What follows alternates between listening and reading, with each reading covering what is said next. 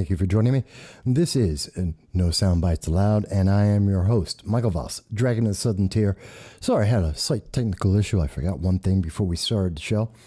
And I'm happy to be here with you today because every Sunday at 2:30 p.m. Eastern Standard Time, we do a live stream with you.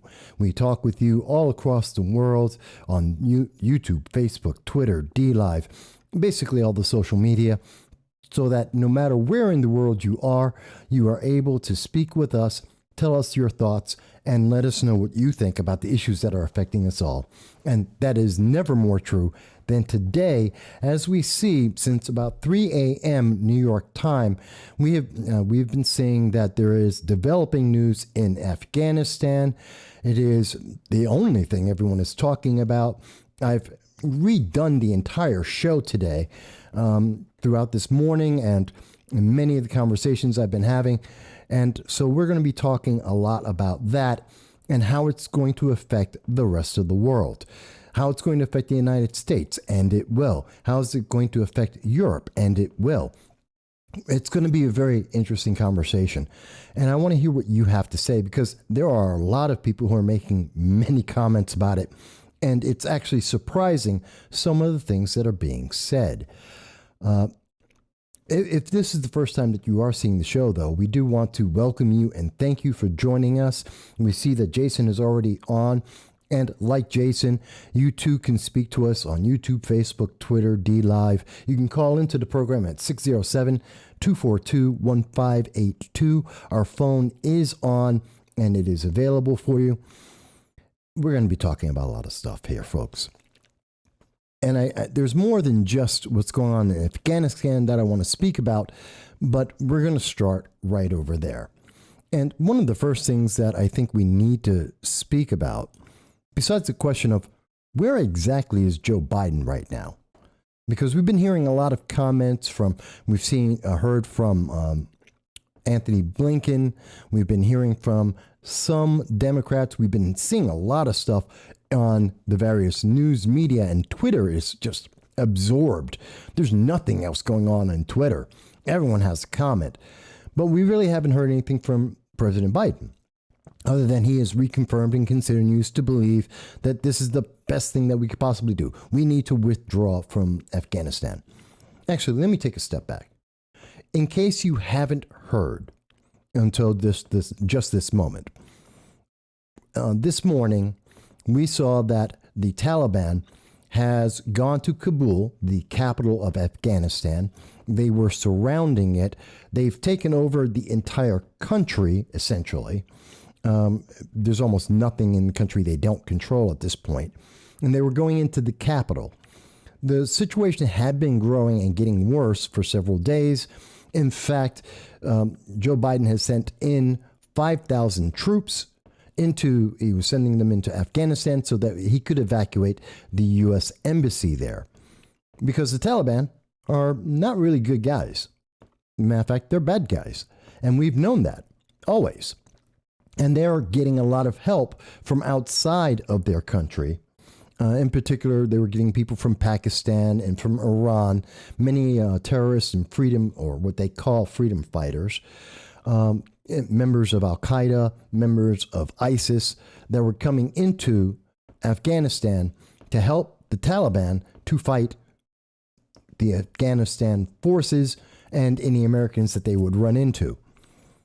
And this has completely devolved. This situation has gotten worse and worse and worse since July 5th, when Joe Biden, as we'll show you later in the show, said to America, don't worry, it's not a problem.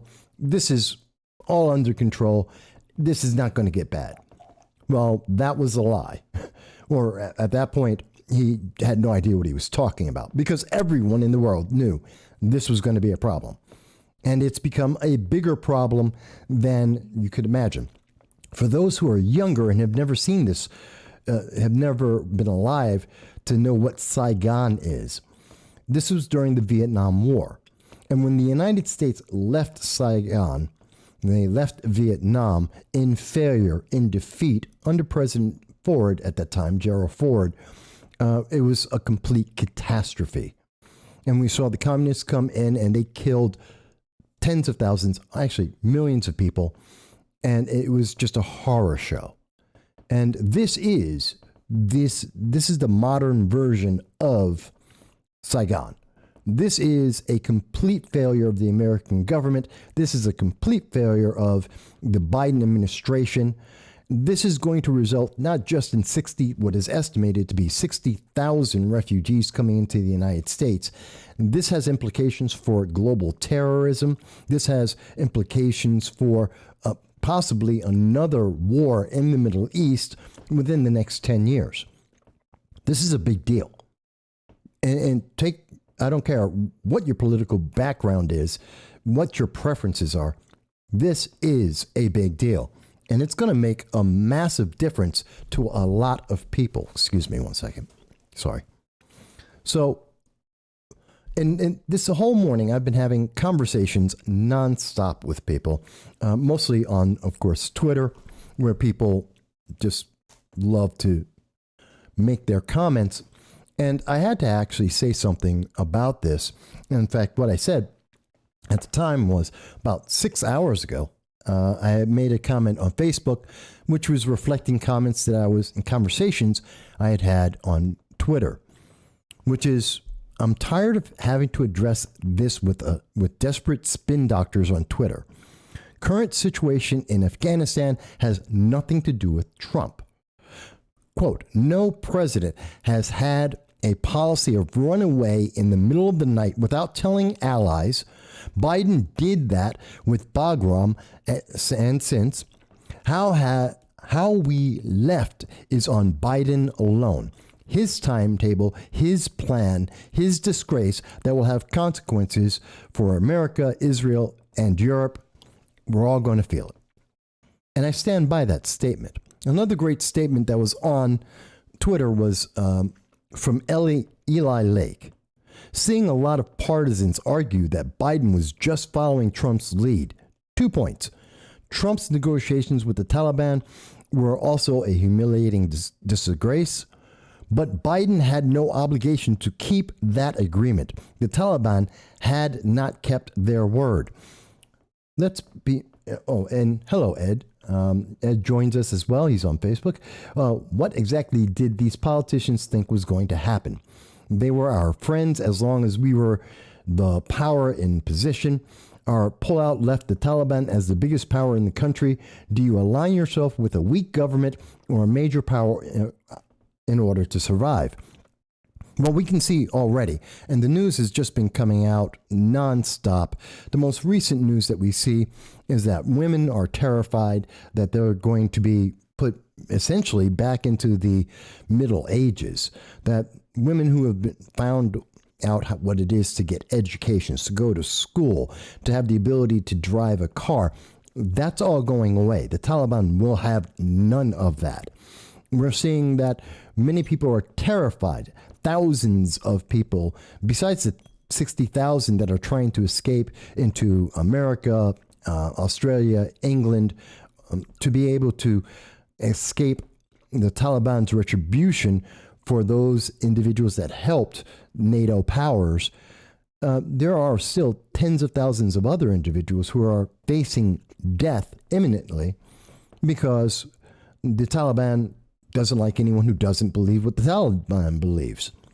And they're getting backup from Al-Qaeda and ISIS. You know, there's a lot of terrifying news about this right now. In fact, some of the more recent news about this, Afghanistan live update, NPR, Taliban forces enter Kabul as Afghans abroad watch in horror. It's a very short update. There's a lot of updates that are continuing to go on. The situation in Kabul is fluid right now. Reaction from around the world is pouring in. Afghans are watching in horror. International diplomats who have been going to the airport in Kabul were trying to get out of that nation. Well, they were told to stand in place, especially U.S. citizens, because when the Taliban entered into Kabul, well, firefights started going off all over the place. The Afghan president ran away. He handed over Afghanistan to the Taliban and ran and left the country. He's Hamid Karzai. And he's saying, well, we have to create a coordinating council and create some kind of deal with the Taliban because they're going to be in control, but we can maybe keep some control and try and not have absolute chaos and reduce the suffering of people. That's the key words, reduce. No one doubts that there's going to be massive suffering of people throughout all of Afghanistan. So that's the current analysis of what's going on. We don't know. There's fighting. There's all kinds of stuff that's happening here. I see that, and I see the Taliban. I just got an update. Taliban seizes presidential palace, and they're going to declare a Islamic emirate. Yep, they're going back. They're doing the same thing ISIS did. They're going to be claiming that they have this empire of Islam, their view of Islam, and they're going to spread that throughout the Middle East. Here we go. If you thought this was over, if you thought this was, well, we're just going to walk away, no, we're not. Those people are coming back against America. They're coming to attack us again. This is going to be a problem. Ed Cairo mentions $6 billion worth of equipment, 2,335 U.S. lives lost, 23,000 wounded or maimed. For what exactly? Put your hand in a bucket of water, and what happens when you pull it out? Your hand is wet. Mike Bowie mentions Trump was negotiating a withdrawal. When the Taliban broke the agreement, Trump responded by bombing Taliban military sites. You know, let me make this clear again. What is happening today has nothing to do with President Donald Trump. Nothing. And the real simple answer is because whether or not he made an agreement, and I've had this argument all day long, it seems no one on Twitter wants to hear this. They have Trump derangement syndrome. Everything that's going on in America that's negative has to be orange man bad. Let's get this straight. Joe Biden is the guy sitting in the Oval Office. Joe Biden is the guy who gave the orders. Joe Biden is the guy who put the plan together. He's the one who said, leave Bagram Airport. Let's leave in the middle of the night. Let's not tell our allies in Afghanistan. Let's just get out of Dodge. Leave the guns, leave the bullets, leave the food. This is what he did on July 5th. And this empowered the Taliban. This was a natural consequence of the way he left. You can say, well, we were going to leave anyway. People have always wanted us to leave for the last 20 years. All true, perfectly fine. That doesn't mean you run away with your tail between your legs in the middle of the night without telling anyone about it. And when you do that and hell hits the handbasket, then don't be surprised when people say, you're the one at fault. This is your problem. You did this. And yes, Joe Biden did this. This is his fault alone. It's on him. Because no matter what anyone else said, no president has ever done this. No one has ever gone and said, oh, I'm running away in the middle of the night. I'm not going to tell anyone about it. I'm just going to get everyone out of there. We're just going to leave a big, huge power vacuum. We won't even tell our allies that, hey, there's a cache of bullets that we left behind. Would you like to get that? Maybe an armored personnel carrier or two. So yeah, this is a Joe Biden moment. This is his administration. Karen mentions that we should be more aware of all the countries coming over the southern border. And you know what? There is a lot more news going on. Like I said, I had a completely different show that I had in mind. And I know there's going to be a lot of people who are upset. And this may get either a lot of people watching it or very few people watching the show. I'm not sure. And I don't even know if they'll get the same coverage because it's not the news that the social media giants want you to hear. You know, I want you to see something. There was something that was very important in the news. And I have a lot of stuff up here I wanted to cover. But here it is. So did anyone hear about this news?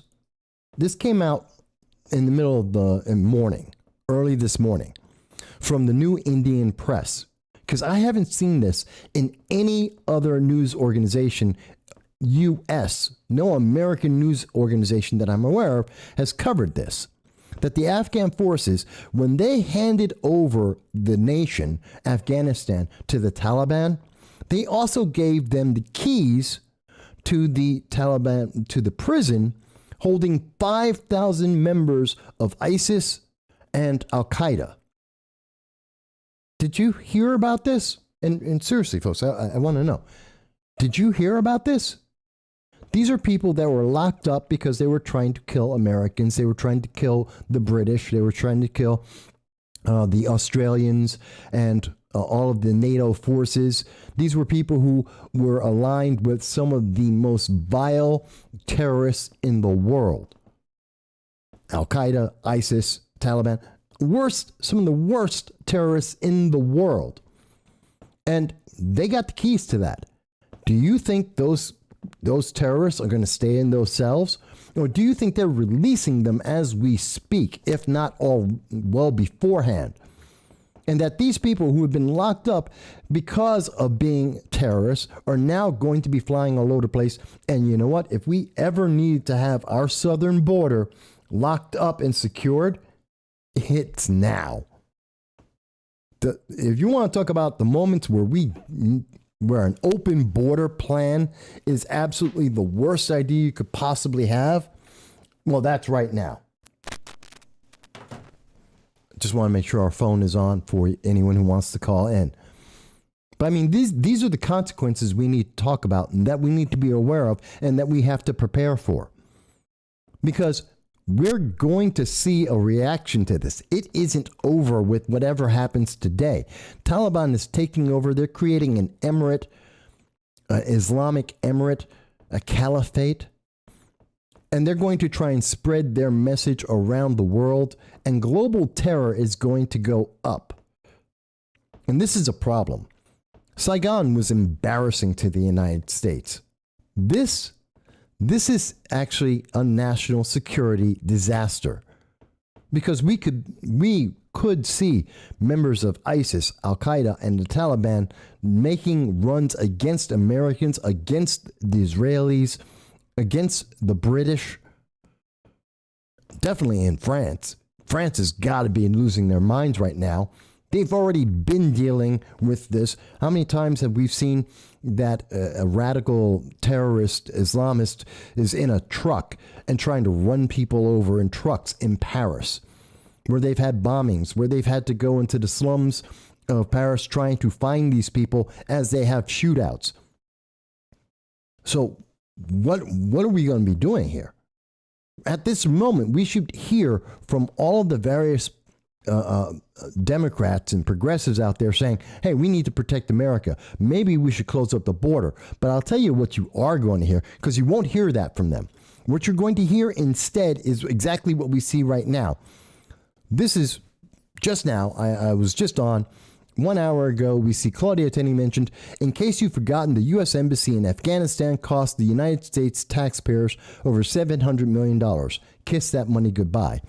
But the thing that I also found interesting is, here's Kirsten Gillibrand. When this is the most popular topic in America, in the world at this moment, still ongoing, Kirsten Gillibrand has to say, if we treat domestic workers like essential workers, then we have to ensure they get the pay, benefits, and protections that all essential workers deserve. It's time to pass the Domestic Workers Bill of Rights. Are you completely out of touch? Do you have any idea what you are talking about, Kirsten Gillibrand?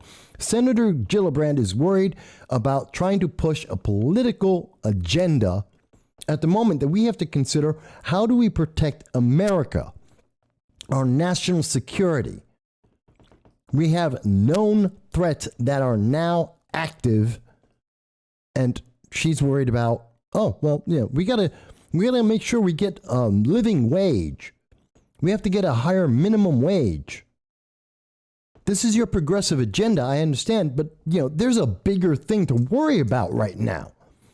There are priorities here, and I think the priority isn't the minimum wage or a living wage that progressives want to have. I think it might be making sure American citizens are going to be safe.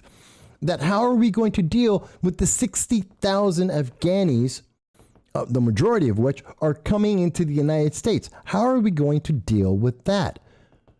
How do we get them into the country? How do we make sure that they're integrated properly? What state are they going to? I'm sure Kirsten Gillibrand would be happy to have them in New York State.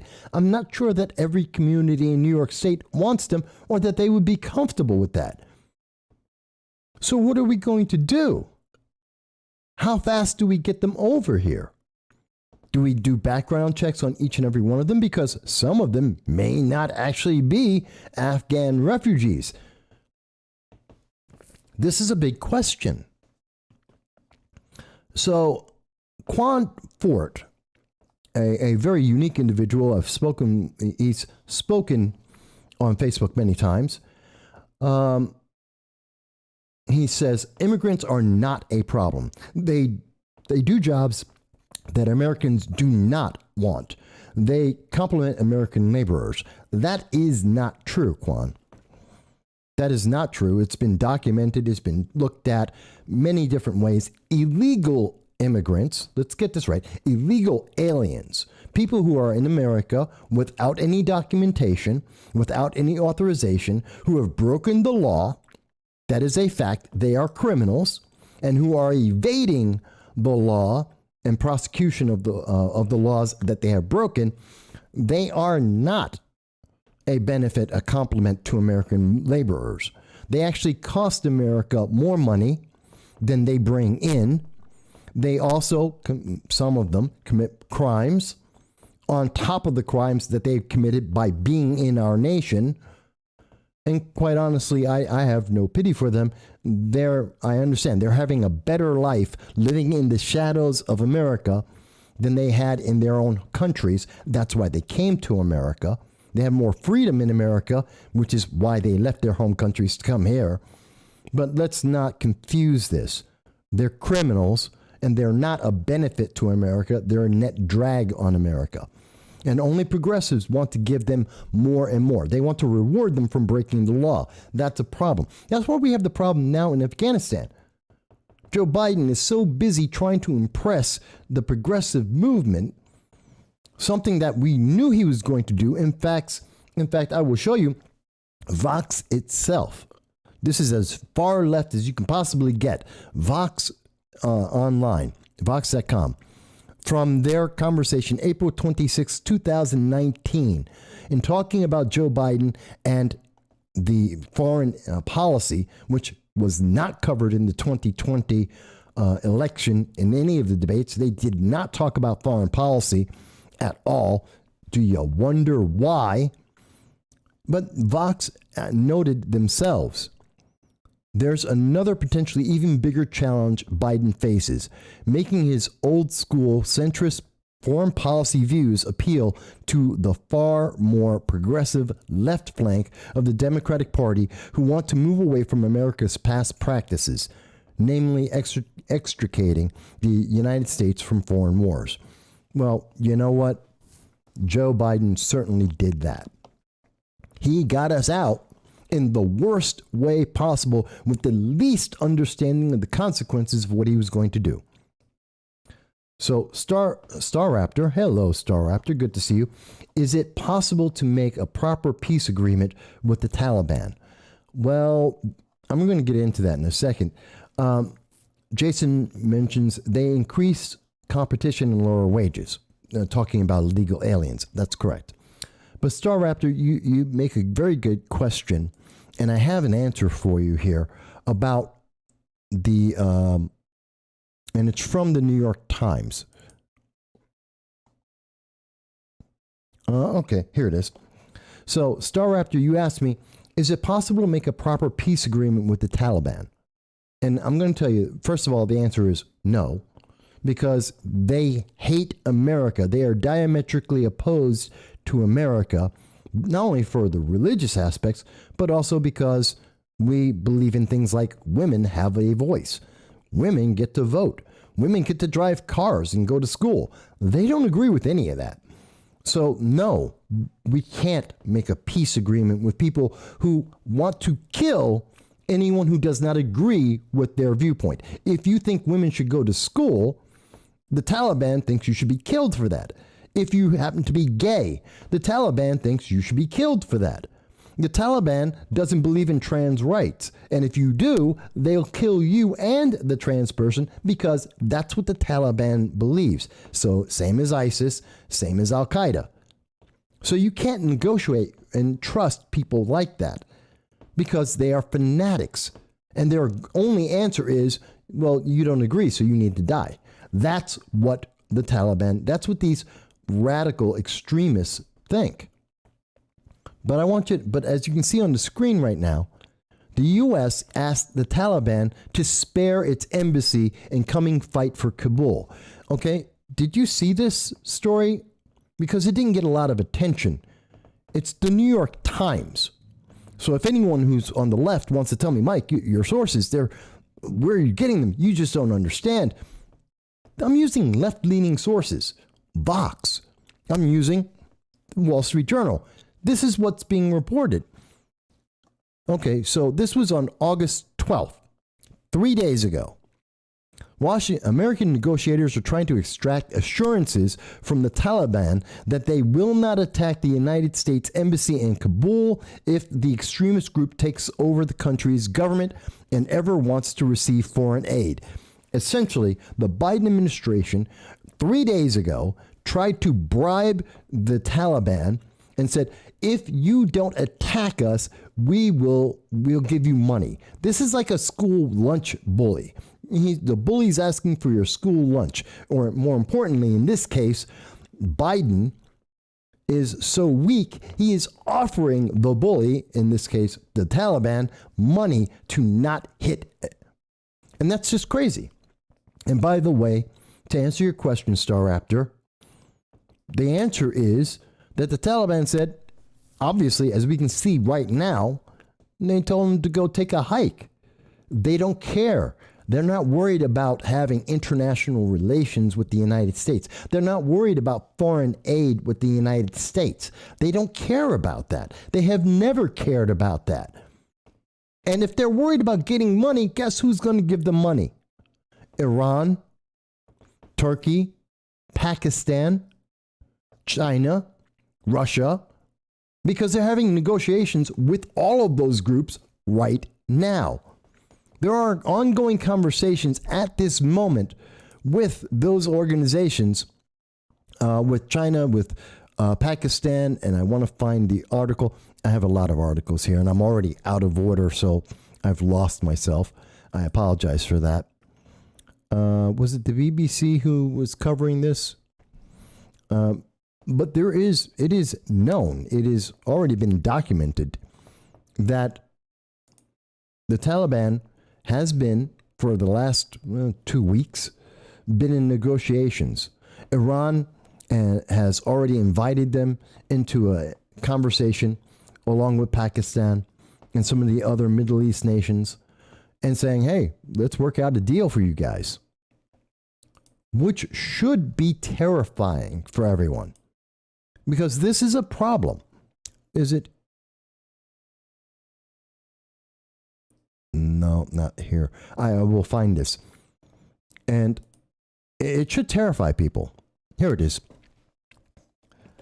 I stand corrected. It was the foreignpolicy.com international news, because international news is actually giving us more of the reality of what's going on in the world than the United States news that is taking the Twitter approach and trying to put a very positive spin, trying to put an orange man bad spin on this and trying to deflect it from Biden, which can't be done. But Iraq is the Middle East new power broker. Iraq, along with, which is another place that we see Biden is trying to run America out of, is having conversations with Turkey, Iran, Syria, Saudi Arabia, Jordan, Kuwait. They're having these conversations.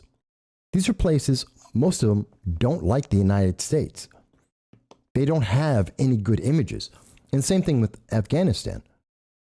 We see Iran and the Taliban and ISIS and Al Qaeda are all coming together and talking. And that's not good for America. They don't want our money. They want us dead. And anyone who is not paying attention to that, anyone who is not concerned about that, anyone who is not thinking about that, really, you're missing something here. And when you think about that, also remember, our southern border is wide open. 1 million people are coming across the southern border. Over 700,000 have already come right now. And that's just from February after Joe Biden took power. So from February to today, 6 months, we've had almost 1 million people walk across our southern border that we know of. God only knows how many people we don't know about. And they're letting them in. How many times have we seen video that have been taken by senators, by members of Congress at our border, watching people being brought in, going up to the Border Patrol, who are under absolute orders from the Biden administration to get these people together, round them up, and put them into different states in America? How many times have we seen just news reports like from Tennessee, as we've reported on this program before, that they are shipping in the middle of the night? They're taking these illegal aliens, people who have crossed our borders, and just shipping them to different cities and different states across America, trying to open up the cages that they have many of these kids in, many of these people are in, the cages that they were upset about Trump having, that Obama had filled, and now are filled with Biden. And they're just trying to hide that from us. And that's got to scare you, because they have this open policy. They want an open border.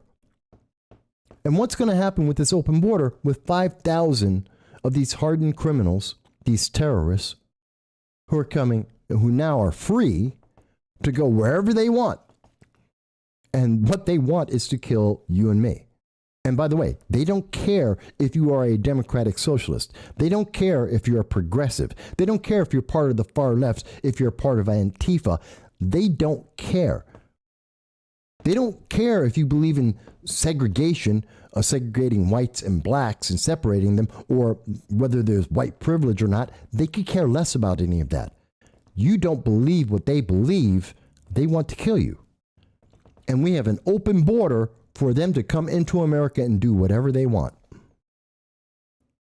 Tell me, folks, is there anyone who isn't scared about that? Because I can tell you, that's not being discussed right now on social media. That's not being discussed in any of the news reports. And it's not just the United States. That's the same problem that the United Kingdom has. That's the same problem that France has. That's the same problem that Germany is going to have. And Israel, I'm so terrified for Israel right now, because these guys are going to go balls to the walls crazy against them. This is as destabilizing gets. It's terrifying. And by the way, Quan mentions Taliban sounds familiar to American fundamentalist Christians without the violent aspects. Quan, you have no idea what you're talking about. That is probably one of the least reasonable. I don't understand what you're talking about. You make no sense. I am unaware of any I'm unaware of any Americans or any Christians who are running around and doing suicide bombings in the world. That's just not happening. But I can easily show you many articles of Al-Qaeda, ISIS, and Taliban that are terrorists going out killing women and children and suicide bombing. We can show you lots of those. So you have no idea what you're talking about. That makes no sense whatsoever.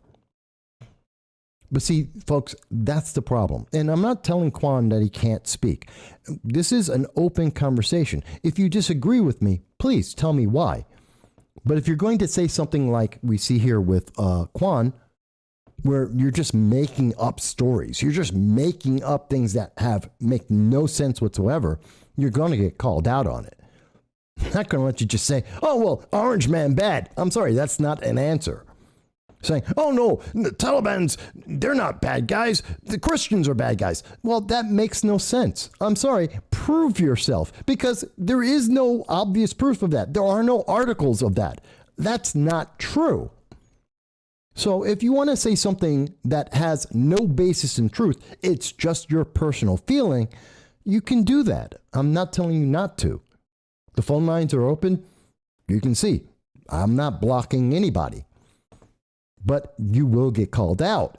Now, if you want to tell me, well, Mike, here's an understanding. Here's why this is the case. If you disagree and say, hey, let me show you how, and I keep waiting for this because I've been arguing with people for 5 hours at least on Twitter with people telling me, Mike, you just don't understand. This is Orange Man bad. This is Trump's fault. This is all about Trump. And I'm like, okay, show me, who's in the White House? What? Who's in the White House? Oh, Joe Biden. Okay. And who's the commander in chief? It's Joe Biden. Then who made the orders? It was Joe Biden. Who made the announcement? Joe Biden. Who told our troops to leave the way that they're leaving? Joe Biden. Okay, so it's Joe Biden's fault. I'm blaming Joe Biden not because he's a Democrat. That's a problem all its own. Not because he panders to the progressives. That's a problem all its own. I'm blaming him because he's the guy in charge. And he made the decision. He decided to run away as fast as possible. And in running away as fast as possible, as we have shown you before, when he left Bagram, as they're running away, they are arming and supplying the very people that they're running from. And he's busy trying to buy them off, as reported by the New York Times. I'm not making this stuff up. This is the New York Times. They're telling you right there in the first paragraph from Laura Jakes. Biden sent in negotiators to say, hey, can we buy you off? We're going to pay for your peace. It's like a bully in a high school. I want your lunch money. Well, here he is. Biden is just giving up the money. Please, just don't hit me. Here's our money. We want to throw money at you. Just don't hit us. And they're like, screw you. We're going to hit you anyway. And guess what? They'll get the money anyway because Biden administration is so desperate to have a deal with Iran. They're going to give up the 529 sanctions that are holding back the global terrorism of Iran. And Iran would be more than happy to give the Taliban, ISIS, and Al Qaeda all kinds of money to go out and attack America for them.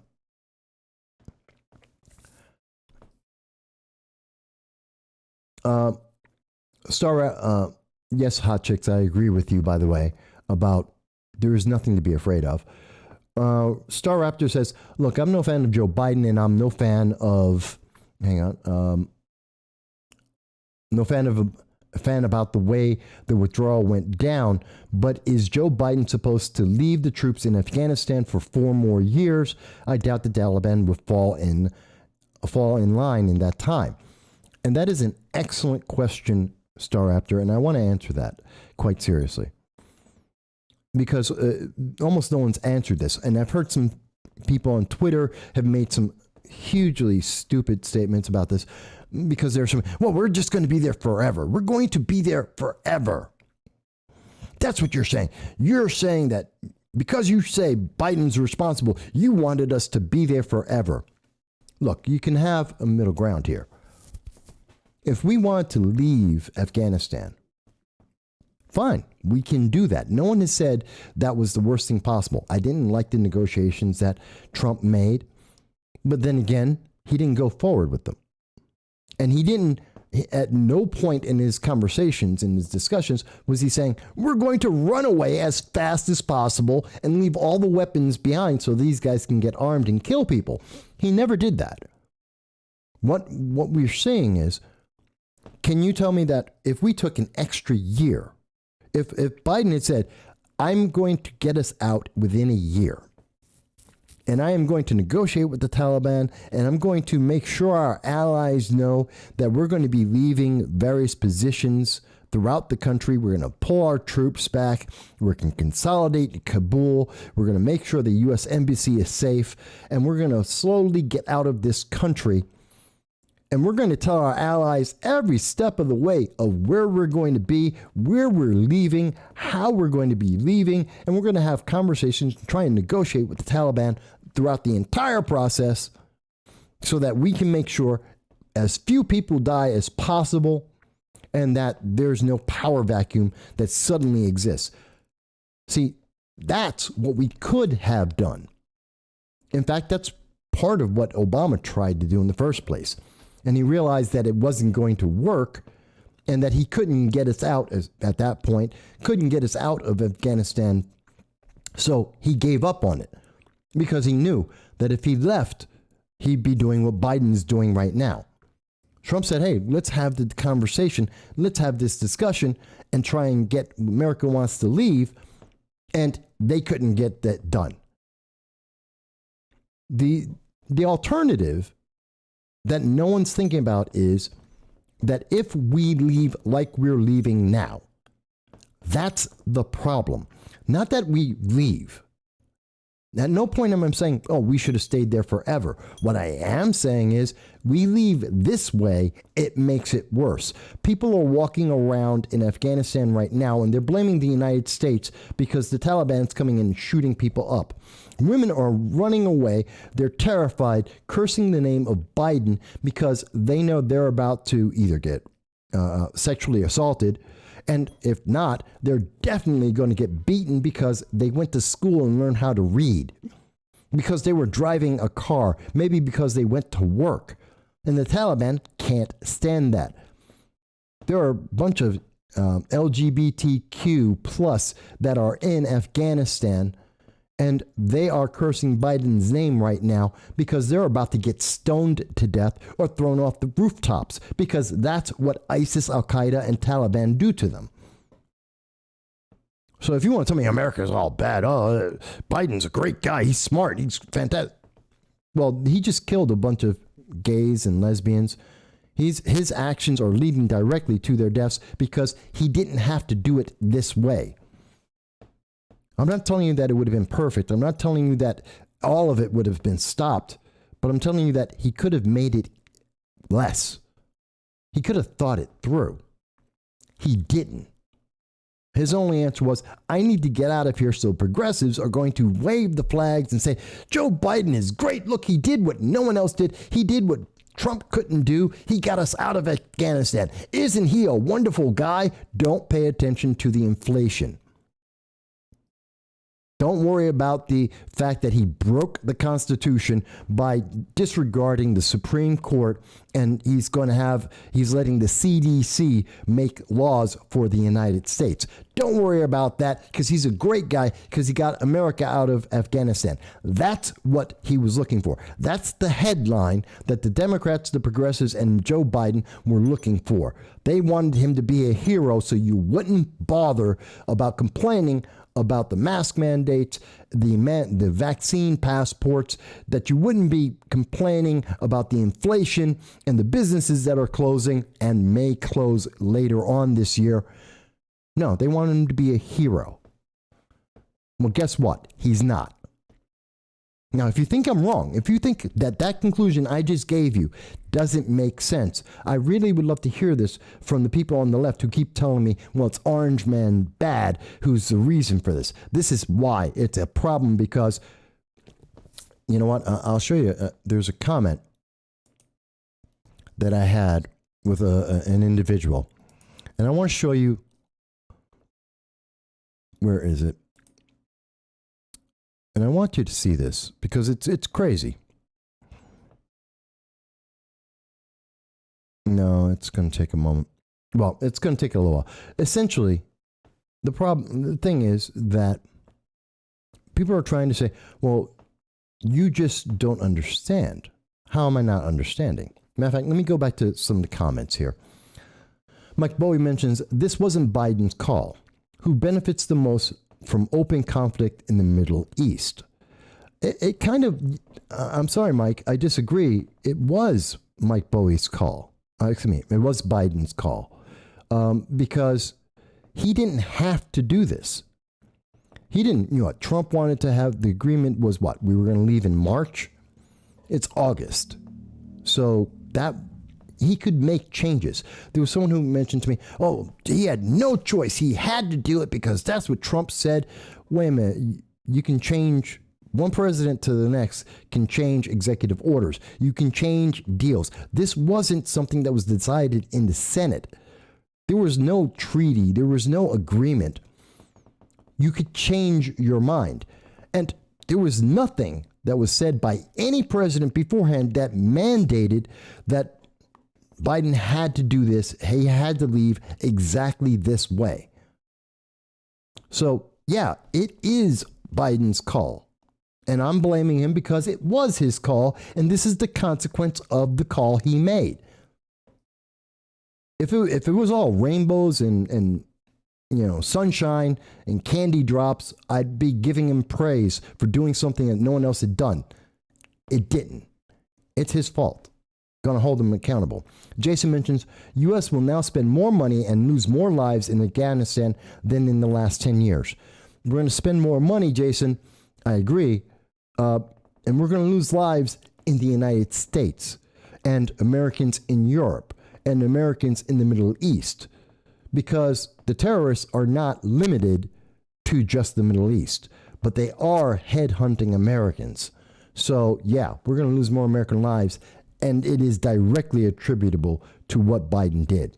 Ann mentions that Biden offering the Taliban money to spare us is one of the most absurd things I've ever heard. And yet that's from the New York Times, Ann. I didn't make it up. That's from that source is the left. That is what Biden did. That's what the New York Times is saying. Hang on, folks. Hello, and thank you for joining us. This is No Soundbites Allowed. And whom am I speaking to? Hi, is this No Soundbites? Yes, it is. Who's this? Oh, hi, this is Joe. Hi, Joe. Yeah, hi. I was just listening to your YouTube video. I'm looking at a lot of the comments. Yes. And, I'm not too familiar as to whether or not as a lot of these people have actually served. But, a lot of people tend to forget we had the recent advent of President Trump, and a few of these commanding officers, Colonel Vindman and all of these types, and these people are lauded as heroes for coming up and, kind of like speaking out against the president. But it was not too long ago that we had a very knowledgeable general by the name of General McChrystal. He was one of the top commanding generals of the Joint Special Operations Command in Afghanistan and throughout the Middle East. Well, he was of the very strong opinion that, the ways that we were handling the situation in Afghanistan with the lack of intended goals and all of that. I mean, this is, preceded President Obama, even up until President Bush. Yeah. One of the problems that we have is these issues, the issues that our warfighters are facing is things have become way too politicized. Once we have a new commander-in-chief, the ROEs, which stands for Rules of Engagement, significant changes. I remember after I had deployed back from Iraq, and I had friends that had redeployed almost immediately after. I would talk to them, and they would tell me, it's like, our ROEs changed. Now we have to do this. We have to let a certain amount of vehicles into our convoys when we're driving around, and it made it significantly more dangerous, not only for the general public, but also for our troops overseas. So when it boils down to whether or not who benefits from a prolonged conflict within the Middle East, I mean those are all fair questions, but we all have to be very careful within ourselves not to be conspiratorial, because we start a popular opinion without fact, and then next thing you know, we're kind of like in this dichotomy of left versus right as opposed to versus right versus wrong. Well, Joe, and please tell me, this is your opinion. I thank you for the information you're providing us. I'm happy to hear your thoughts. Am I coming off as saying that this is all partisan? Because I want to be clear on that. Yeah, well, partisanship definitely has a lot to play with, because we're essentially, in addition to fighting, an armed conflict on the ground, we're also fighting a war of optics, on television. Ideologies, yeah. Right, exactly. So when Bush, now I am not at all kind of like giving an opinion in favor of our intervention and our presence in Iraq. I've seen a lot of things going on over there that kind of made me guess one way or another. Whether or not that was really predicated on oil, I used to kind of believe at one point, but from my personal experience, I'm leading to give people some better insight as to, well, you know what, I've actually run into some people that we've escorted. There was a place in Iraq called we used to call the MOO, and that was the Ministry of Oil, and I've escorted dignitaries to and from that place, and at the time the information I got made it pretty clear that our objective, regarding oil there really wasn't the case. But that doesn't really get out there. These guys come out and write books, and then they make a couple $100,000 off of it. Well, let me throw in my 2 cents. My first problem, and this is true under Bush and every president since, we don't, and I'm former military as well, Marines, and so is many members of my family. I believe that if the United States is to get into an armed conflict, the moment the first boot American soldier lands on any foreign soil, I don't care where it is, I don't care what the reason is, then our goal should be we're taking over that country. And we will make it into a commonwealth. We will build, schools and plumbing and whatever else you need. And in 2 generations, you get to decide whether you want to be independent or not, like Samoa and Puerto Rico get to decide. But our number one goal is, if we're going to have an armed conflict, American boots hit the soil anywhere in the world, then we're taking it over. And I said that publicly about Bush and everyone else since. That being said. That's very true. Very true. Because, we can't, if we're going to commit to an armed conflict, there's going to be tragedy, there's going to be loss, there's going to be all kinds of controversies, but the United States, we kind of played this, 2-part politics. Well, we're trying to come in there and we're going to look like we're liberating, but at the same time, we've got these separate interests going on. And it's, if you kind of like compare it to like the situation you say like in Israel and Palestine, you have, one group saying one thing to have video and evidence of this, the other person has video evidence of that. You can even drag that in even further to the issues that we recently had in Armenia, and like the issues surrounding Nagorno-Karabakh. This is kind of a very cyclical thing that we engage in when we get into, armed conflicts and all of these instances of political instances.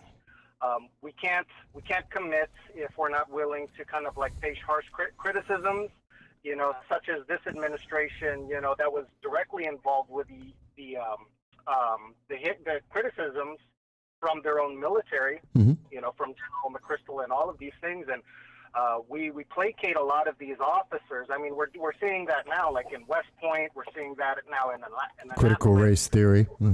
Exactly. We're kind of like training our military officers not to really be officers, but be political proponents with a uniform on. And that's exactly where we're kind of losing ground here, because it used to be, having a political opinion in the military was strictly forbidden, but apparently now, if you're coming out of one of the academies and you're actually kind of like going along with a particular narrative of, any one of the political parties, they'll lift you up, put you on a pedestal, and then they'll take your word as, infallible for that reason. See, let me ask, Joe. In '86, when I was in the Marines, we were told very explicitly, you don't get, if you're in uniform, you don't get a political opinion. You have none. You do whatever you're told, whatever the line is from the generals, that's the line, if you have to say anything at all. But the answer is don't say anything. That's not your job. That's not what you do. You're in uniform. If you're private, fantastic. You're in your private civilian clothes. You're off base. Say whatever you want to say, as long as you do not say the United States military says this. You do not represent the United States military. When you were in, Was that still the same rule? Oh yeah, I mean we still had a lot of briefings before, because we would have particular people that would ride around with us, like from the LA Times or heck, even Geraldo Rivera, believe it or not. I mean, that's exactly why I kind of like stopped watching Fox News after I ran into that guy. But we're very specifically told, hey, political opinions and persuasions are to kind of like be, not spoken of. If there's somebody that's going to be asking those types of questions, you were always to direct them to the PAO. Exactly. So that's something that hasn't really changed at all. And it's actually, now that I really kind of think about it, I had an example I wanted to speak on, but I couldn't remember the key details of it. So it's probably something I'll have to comment later on whenever. And I'm happy to see your comments. And again, I'm not asking anyone to agree with me or disagree with me, but I am making a case. And I'm trying to make sure it's very clear, because if we don't understand the problem, we can't fix it. So our first problem was we sent troops in and we didn't take over and improve the nation and give them a taste of what freedom is, what it is to be a democracy could be. They've never had that experience. We didn't give them that experience because we didn't take over, because we were afraid of being a nation builder. You know what? Let's build the nation. I don't care. But so that's the first problem. Second problem is, while we were there, a lot of people made up reasons on why were we there. Because we were there to get Al-Qaeda. We were there to get Osama bin Laden. We were there to stop the global terrorism that was killing American citizens and our ally, our only ally in the Middle East, Israel. And we had a problem getting that done. We eventually did get it done, but the area was still destabilized, and we kept troops there. And then we expanded into Iraq and a few other things. But then we kept troops there because we knew if we left, these guys were coming back. Just like when we left before, well, we saw ISIS come in. And then we saw them grow. And we had to go back.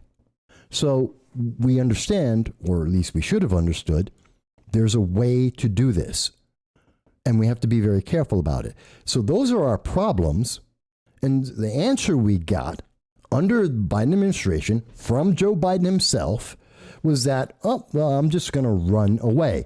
And I think it's a fair statement to say we have been running about as fast as we possibly could.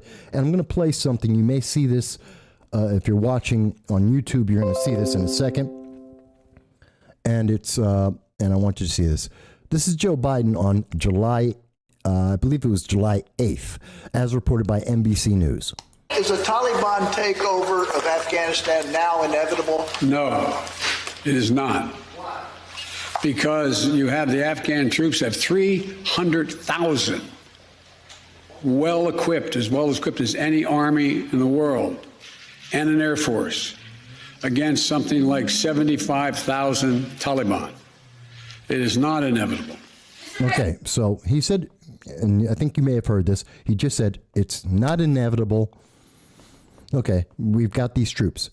As a soldier, like I have been myself, if you see that your backup is gone, they just ran away, you have no support, no air cover, you have no ground support, you have no reinforcements coming in, is that going to demoralize you, and would that affect your fighting effectiveness? Oh, most definitely not. Most definitely not.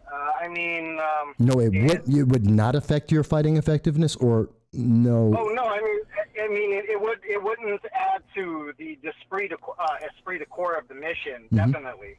Okay. It would definitely be a demoralizing factor. Especially considering one of the biggest biggest equipment in one of our arsenals was the A-10. Now the Air Force is talking about ditching that, and that was a lifesaver, not only in Afghanistan, but also in Iraq. So if we're pulling our resources such as that, the Taliban, Al-Qaeda, the Mujahideen, they're very resourceful people. They've had, U.S. arsenal, at their disposal, just because of our involvement in aiding them and trying to get rid of the Russians. So, I mean, this is going to be a continual, perpetual problem that we have, because people also tend to forget that, other nations have a stake, an interest, as you'd say. Many of them. In Afghanistan as well, right? We have Russia. We had just allowed Russia to continue their pipeline to grow economically. China's, trying to expand their Belt and Road program there as well. It's like you said, we're either going to commit and we're going to fully commit to this, or we're not, and I see the apprehension a lot of people have, it's just like, well, we shouldn't have been there to begin with. And, too late now. Well. I agree, but too late. We're there. Too late. Exactly. Yeah. So, during the Obama administration, with all of these officers getting put into key political positions in the military, I'm very much of the opinion that these people were essentially placed, to kind of like serve as, as some kind of like, political expert that we have now. I mean, take for example, we have that one gentleman, Malcolm Nance. Mm-hmm. He's going on as a political expert, but people that are probably not aware of, of military protocol when it comes to certain awards and, things like that. A lot of people within the special operations community, his combat experience is really being taken into question. Well, I think I look at Biden's, I'm amazed, because we have had, and this is historical, when you look at all the major battles that have been documented and how to rout an enemy, when you see the enemy running away, you can go to Sun Tzu, and that's how old this is. It's like 3,000 years old. If your enemy is running away, and they're running away so fast that they are leaving their provisions, meaning their weapons, their food, their equipment, like we did in Bagram Airport. And if they're running away that fast and leaving everything, you chase them down. You have the advantage. You press that advantage, so that when we see Joe Biden making the statement, it's not possible, that's not going to happen, at the same time that he is giving orders for the troops to run as fast as possible and to leave everything behind. They didn't even destroy the weapons. They didn't disable the cars. They didn't spoil the food. They just left it in the middle of the night and didn't tell anyone about it. And that was taken by the Taliban and helping them. I mean, that's literally an act of treason. You could make that argument, because it's aiding the enemy in a time of war. But even beyond that, so for him to say this and say it's not possible, I have to imagine there have to be every one of the Joint Chiefs in the Pentagon were going, you have no idea what you're talking about right now. Stop speaking. Yep. Yeah, so when I saw your title about kind of like in regards to Saigon, it struck me as very funny, because that's something I really I very much agree with. All of my correspondences with prior officers that had served active duty, in Vietnam. As a matter of fact, some who have, known people such as General Colin Powell personally. Mm-hmm. The consensus that I got was exactly the same in regards to what we're facing in Afghanistan and Iraq, not only in relevance to the mask of the enemy that we're kind of fighting, because, a uniformed opposition as opposed to somebody that's just commingling in with the population, it's very hard to combat. It's not a conventional army. In addition to that, I mean, you look at a lot of the socio-political upheavals that were going on in the 60s around the Vietnam era. We were still dealing with a very problematic issue with racism. Now that's starting to be kind of like trumped up now as a big problem. And it really does smell like, Vietnam all over again. I mean, I've had Vietnam vets tell me, the same thing. Oh, this is like, Vietnam again. And I'd listen to these guys, and it's like, yeah, you know what? I mean, temperature, combat climates aside, yeah, all of these things, the guerrilla warfare, the improvisation of certain explosives and things of that nature. But especially in all relevance to President Trump, the entire allegations of the Obama administration conducting spying. It just reminds me also of Nixon and the Watergate scandal. All of these things seem to be very cyclical in nature. And my only fear now, that understanding that a lot of these things, repeat themselves, people forget that the issuances of Vietnam also precipitated, a genocide in Cambodia. And that's the one thing I'm kind of looking for now. I mean, we have a lot of Afghanis that are still over there that were very allied with us, and we got to get them over. We got to bring them in. Exactly. And I agree. And for people who may have wondered, and I do support, we've got tens of thousands, possibly, I believe the United States is looking at somewhere around 30 to 50,000 Afghanis who we're going to take into America. And I think we should, because we put them into danger. We put them in positions that we know the Taliban will find out and will kill them. So we need to take them. There are people.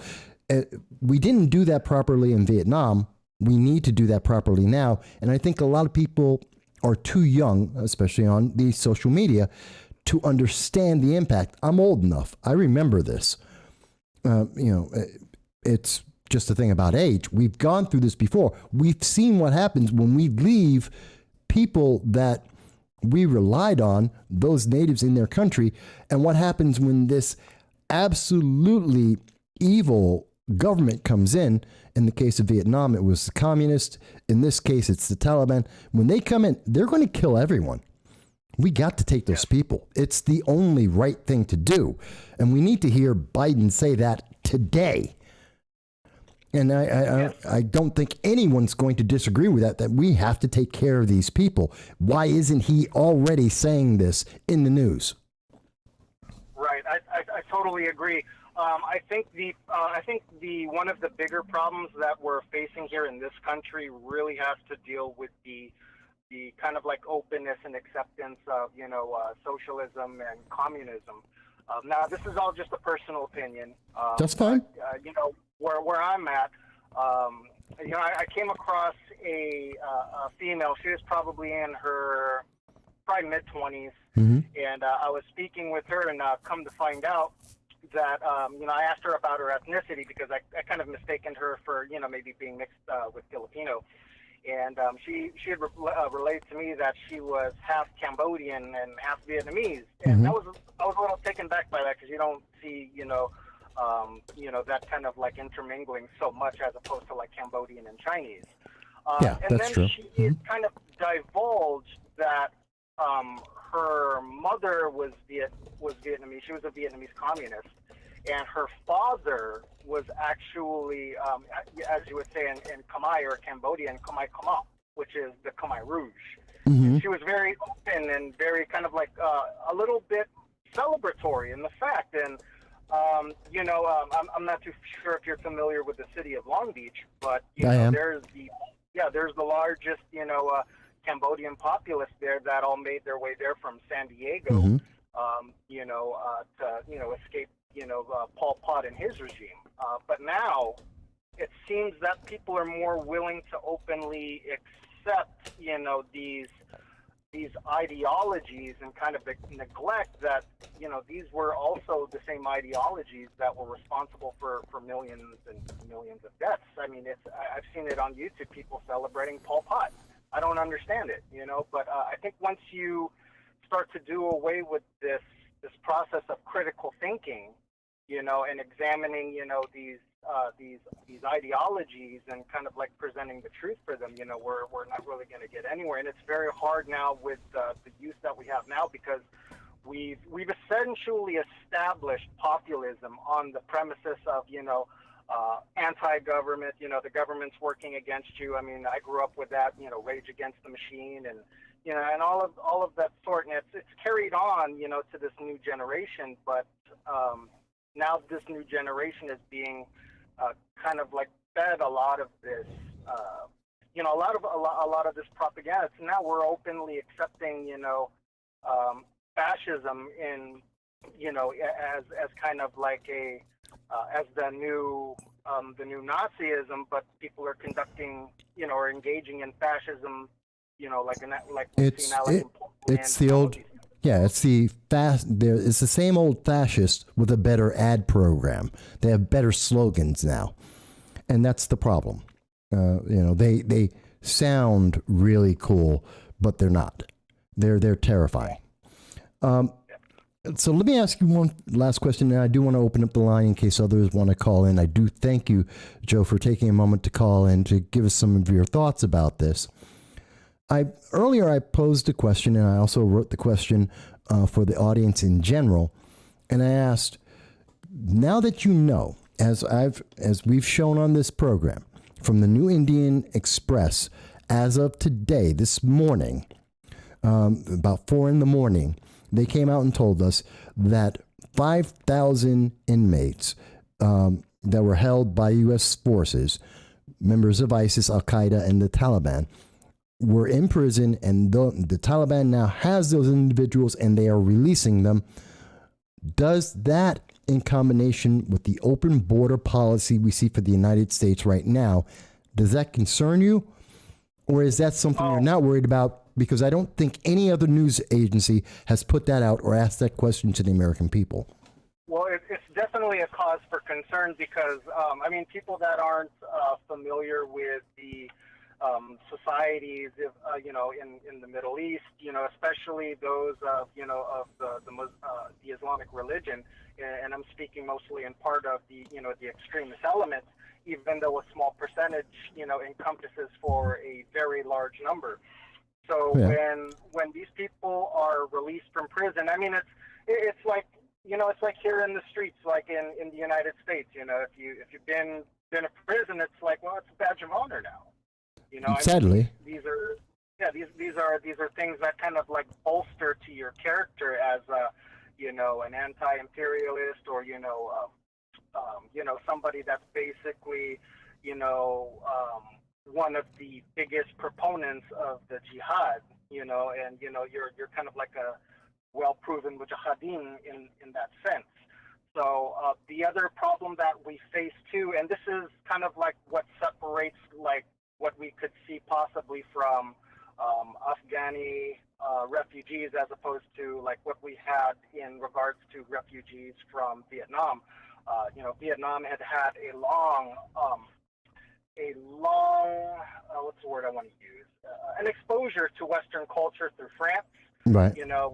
We had the Catholic missionaries there for years. They'd spoken French, and so they had a better understanding of Eurocentric beliefs, and Well, they also weren't in a country historically that was always oppressive. There's always been an oppressor, a authoritarian ruler from pretty much every country in the Middle East. So Vietnam didn't have that same experience.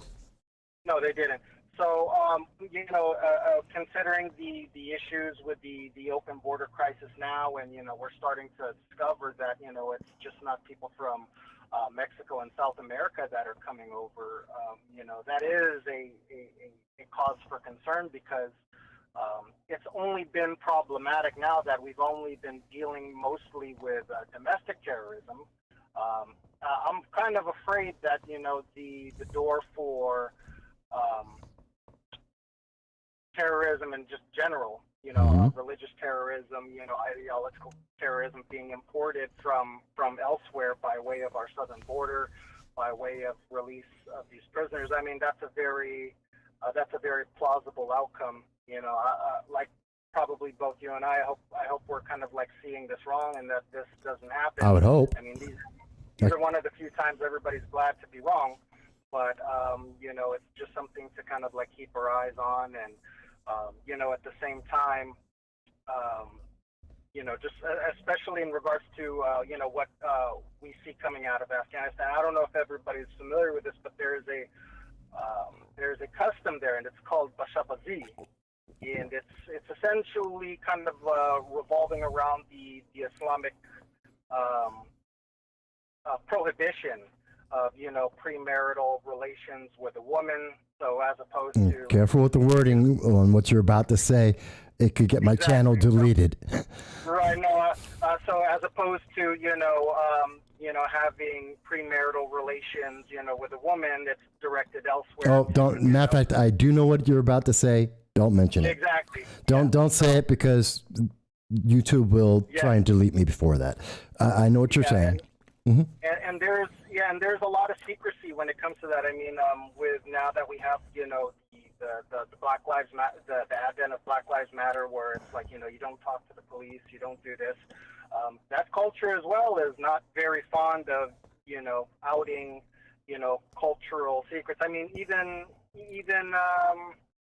just the run-of-the-mill, Asian communities here as well. We're not very keen on, telling the police, businesses and things like that.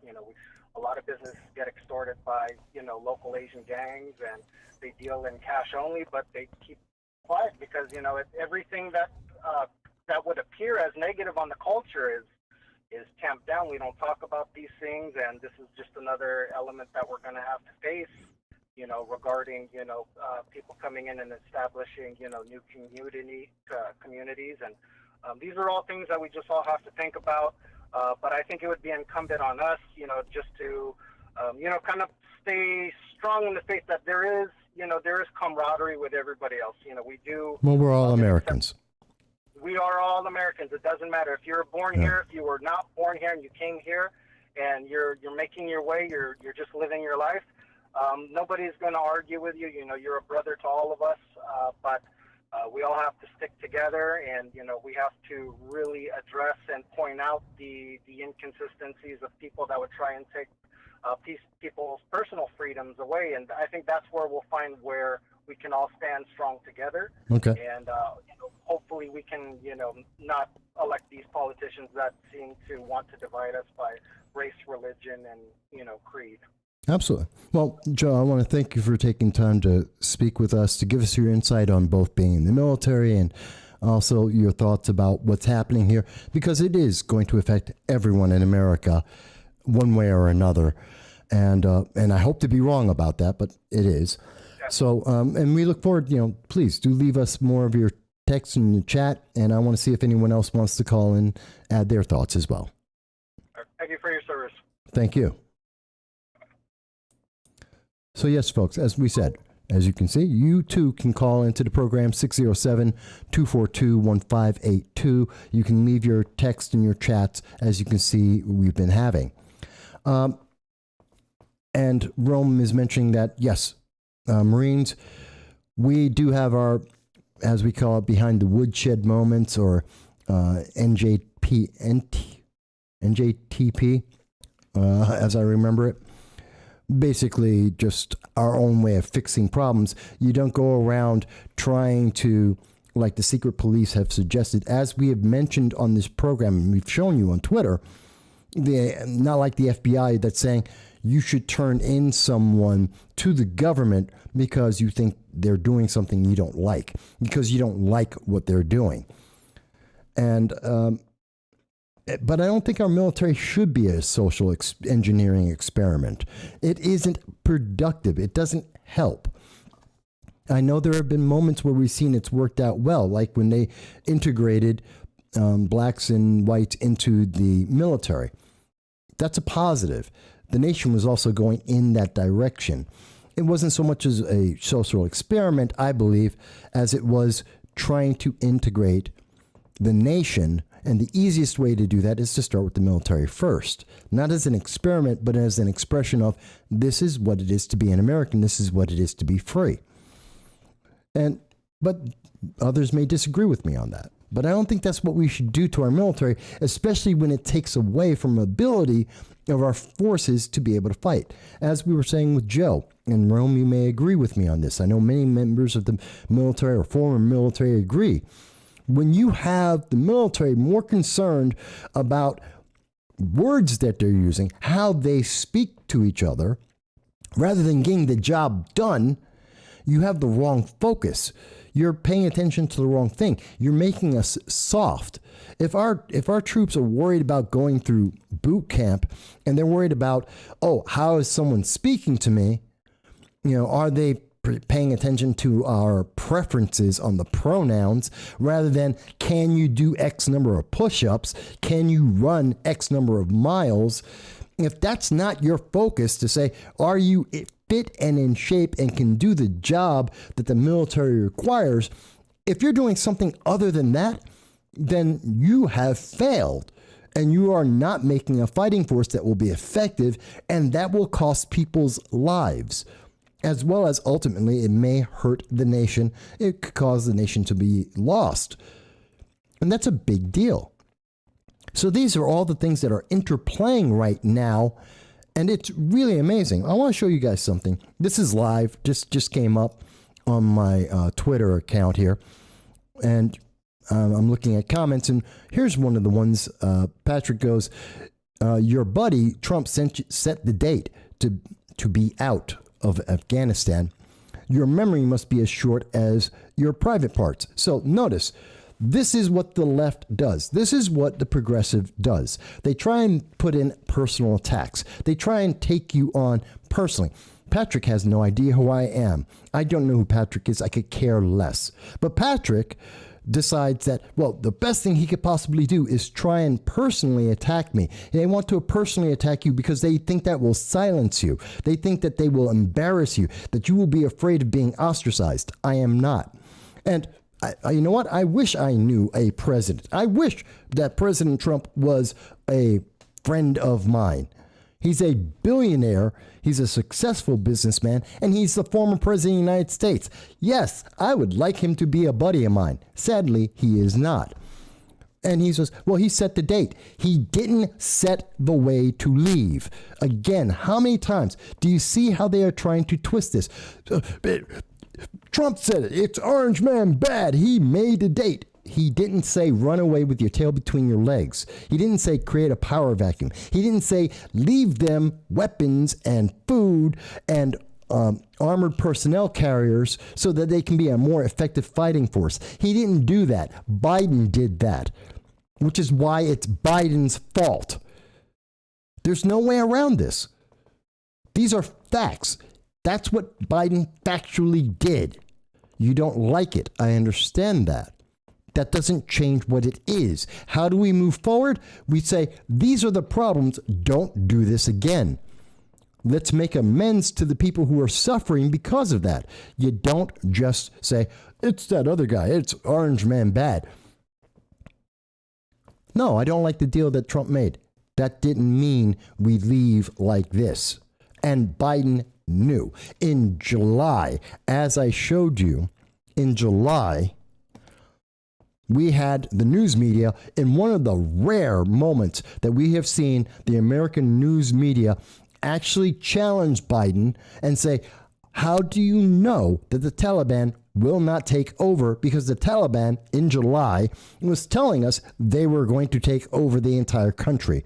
And Joe Biden said, nope, I'm sure of it. It's not a problem. Absolutely. You can trust me.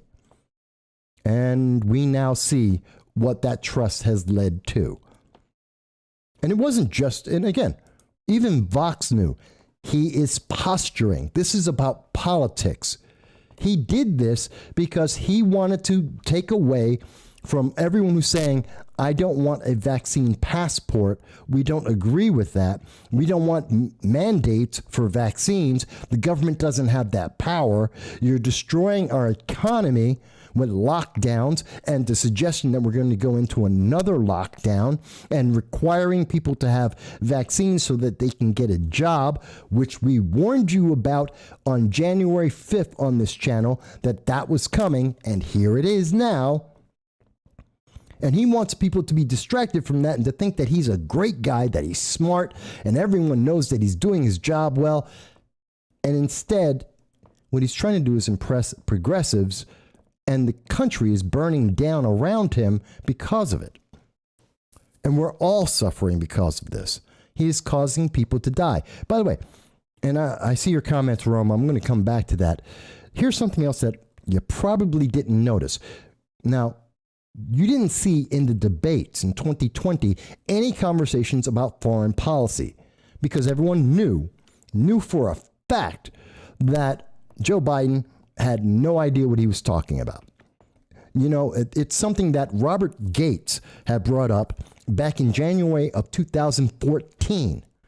January 2014, Robert Gates came up and told us, and he said, on foreign policy, Joe Biden was against aid for Vietnam, said the fall of the Shah was a step forward for human rights in Iran, opposed Reagan's defense buildup, and voted against the first Gulf War.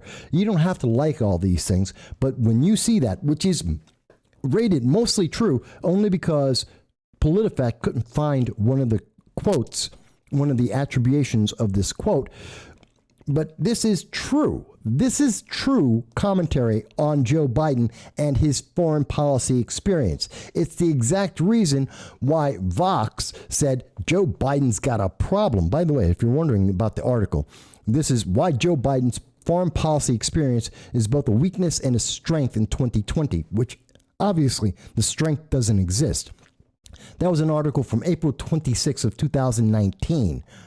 But going back even further, I want you to see something. Now, this is a conversation from the Council on Foreign Relations. Okay?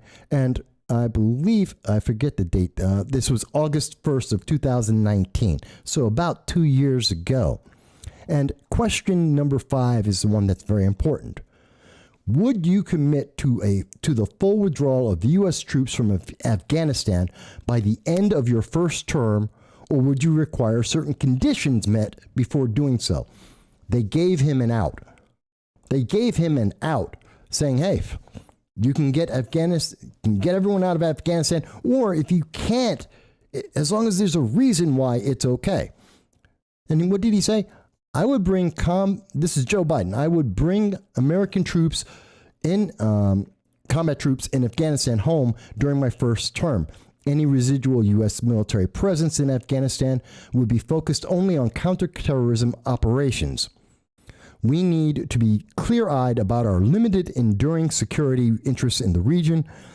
We cannot allow the remnants of Al-Qaeda or Afghanistan and Pakistan to reconstitute, and we must destroy the Islamic State presence in the region. Americans are rightly weary of the longest war. I am too, but we must end the war responsibly in a manner that ensures we both guard against threats to our homeland and never have to go back. Well, Joe Biden blew that one, didn't he? He says, we can't allow the remnants of Al-Qaeda in Afghanistan to reconstitute. They are reconstituting at this moment. At this very moment. We must destroy the Islamic State. It is becoming more powerful. They are claiming an Islamic emirate as we speak. We must end the war responsibly. He's running away and has been running away for more than a month, as fast as possible, leaving food and weapons for the enemy and throwing away American dollars as well as American lives to do it. We should have been aware. Joe Biden has never been a good guy. Not on this. This is why you didn't hear about foreign policy. That's why on this channel, since January, we have done well over a dozen articles talking about foreign policy and the fact that Joe Biden has no idea what he is doing. We have asked, what is his policy? And I'll ask everyone right now. And you should look in all these comments you're seeing on Twitter, in all of these comments you're seeing on social media, in all of the news reports that you hear right now, where they're trying to blame Mike Pompeo, they're trying to blame Trump, they're trying to stop for a second. What is Joe Biden's foreign policy, period? What's his international policy? What is his plan? He's running away. I got that. What's his plan? Because as he told us, and as I just showed you, and I want to show it again, when he was asked, he said he was going to make sure that there's no Al-Qaeda and that Pakistan don't reconstitute, that the Islamic State, it doesn't have a presence. that he ends it responsibly. He's not doing any of those things. So what is he doing? What is his plan? Why isn't anyone in the news media asking them this? Joe Biden, what are you going to do to make America safe now that you have created this problem? I know he says, well, I'm okay with leaving Afghanistan. He's okay with the fact that people are going to die by the thousands because of his actions. Okay, that's pretty ballsy to say that, but Joe Biden, what about everyone else? What about the people who are going to be affected in England, in France, in Germany, in the United States, in Australia? What about them? What about the consequences of what you have done? What about the fact that when you once again do the Iran nuclear deal, which will empower Iran, just the same way it did under the Obama administration when John Kerry in January of 2016, told the American people on American news media, I believe it was NBC, and he said, yes, doing the Iran nuclear deal and giving $400 billion to Iran would fund global terror. Well, Joe Biden, you're looking to do the same exact thing right now. And we have 5,000 people who want to kill America. And we have every single Afghani who's about to lose his mom, his sister, possibly his dad or his brother, because they either worked with America or because, in terms of the women, they learned how to read and they learned how to drive a car and they went to a job. Every single one of the people who lose someone because of what the Taliban does from today going forward, they're all going to hate him. They're going to hate Joe Biden, and they hate Joe Biden's America. Do you think in 10 years, when little Timmy grows up and he no longer has a mom because she got killed because she learned how to read, do you think he's going to blame the Taliban? Or is he going to blame America? Because everyone in his family is going to tell him, well, she got taught by the Americans. She got taught how to drive because of Americans. Because when the Americans were in Kabul, yeah, they taught women how to read and write and drive cars. And when the Taliban found out, they killed her.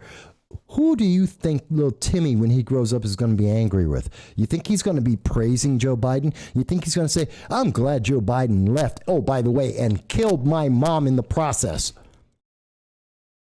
Do you not see how this becomes a problem for the United States? This is a massive big deal for America. This is a big problem for the United States. Not just this second. Not just because of all the money that we have wasted, but because in 10 years, when those kids grow up, we're going to have a problem. And that's assuming that they're not being blindsided by the Islamic Emirate or ISIS or any of those other crazy radical terrorists who are going to fill their head with, if anyone is different than the rest of us, kill them. Because that's what they say. That's what they promote. And they're going to be going out to Israel, America, England, Germany, France, and Australia. That's their targets. And Israel, of course. That's a lot of people on Joe Biden's ledger. And if you think I'm wrong, please tell me why. Tell me why I'm wrong. But don't tell me because it's Orange Man bad. Don't mention the word Trump in your explanation, because Trump ain't the guy sitting in the White House. Trump isn't the guy who gave the orders to the American military. Not since January 20th. So don't tell me anything about Orange Man bad. Don't mention anything about President Trump. He's not the guy who's responsible here. He didn't make those orders. Biden did. And if you think that what he did was perfectly fine, please tell me why. Let me get back to some of the comments. Rome, thank you for your many comments here. He's speaking about the military and how it should not be used as a social experiment, which it is right now. And the military is being used as an experiment right now because, we're making all these rules. So it's not about conforming to the military. It's about the military conforming to you, to your pronouns, to being trans, to letting women go into active duty, even if they can't make the standards of what is necessary for combat fitness. These are problems. He mentions that he's a chief warrant officer. And he made chief warrant officer third class because of affirmative action. I hate affirmative action. Affirmative action, like the Equal Rights Amendment, ERA, these are feminism. The third wave feminism is one of the worst things that we've ever seen. It inherently, it's like critical race theory. It's like intersectionality. It assumes that the people that they're saying are victims, these oppressed individuals, that you have no self-agency. You can't help yourself. You can't do it yourself. So the government, and in particular, a small group of elites, are going to do it for you because you, pitiful you, can't take care of yourself. That is what the affirmative action means. That is what Equal Rights Amendment means. That's what third wave feminism means.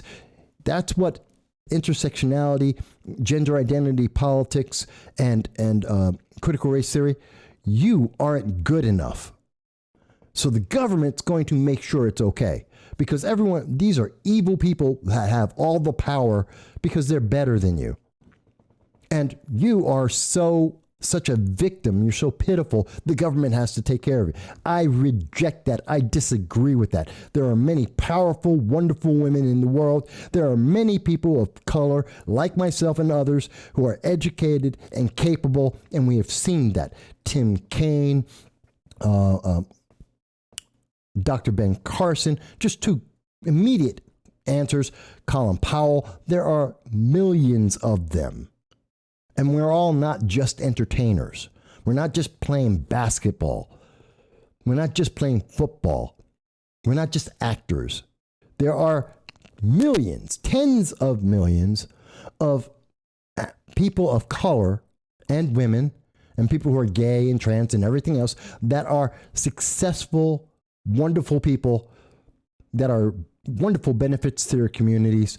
And to tell them that their lives are less than, that they are somehow unworthy because someone else didn't give that to them, you know what? You're insulting them, and that is horrible. It's despicable, and I can't stand it.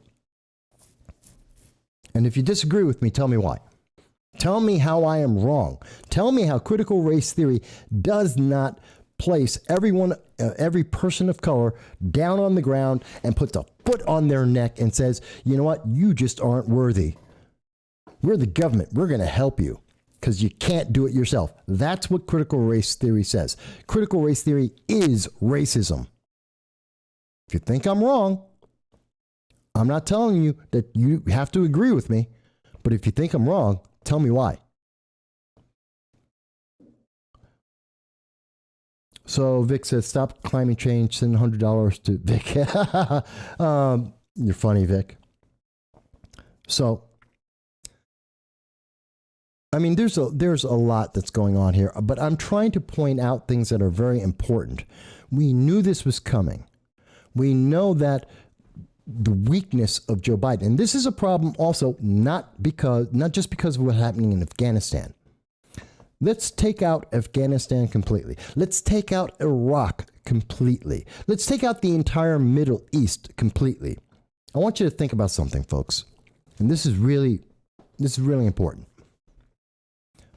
What is every world leader saying right now? Why did Vladimir Putin laugh at Joe Biden?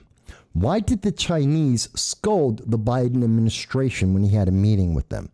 Why is North Korea not paying attention to anything that Joe Biden says? Why is it that the only country that truly is happy that Joe Biden is in office is Cuba? Because Joe Biden took Cuba's side as the people of Cuba ran around and said, we hate communism, and they started protesting it. Think about it. This is why. because they have known Joe Biden for 47 years as a senator and as a vice president. And they got to speak with him.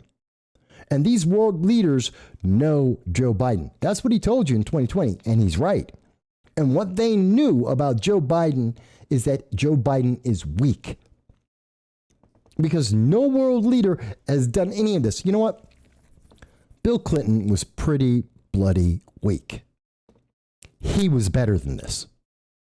The instability in the world did not increase under Clinton as it is under Joe Biden.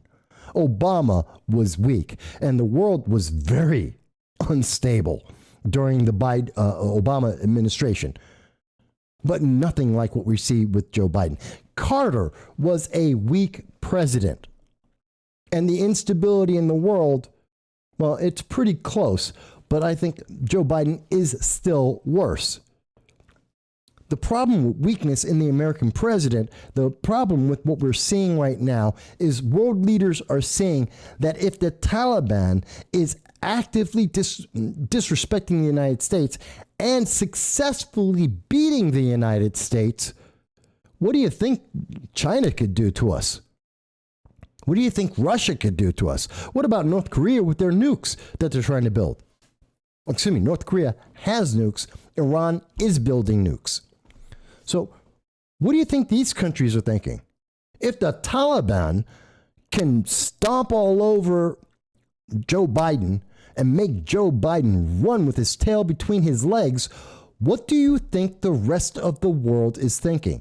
Do you think that Japan feels more confident knowing that Joe Biden is the guy who's behind our military and knowing that he's more than willing to run in the face of the minor threat? And quite honestly, it's true.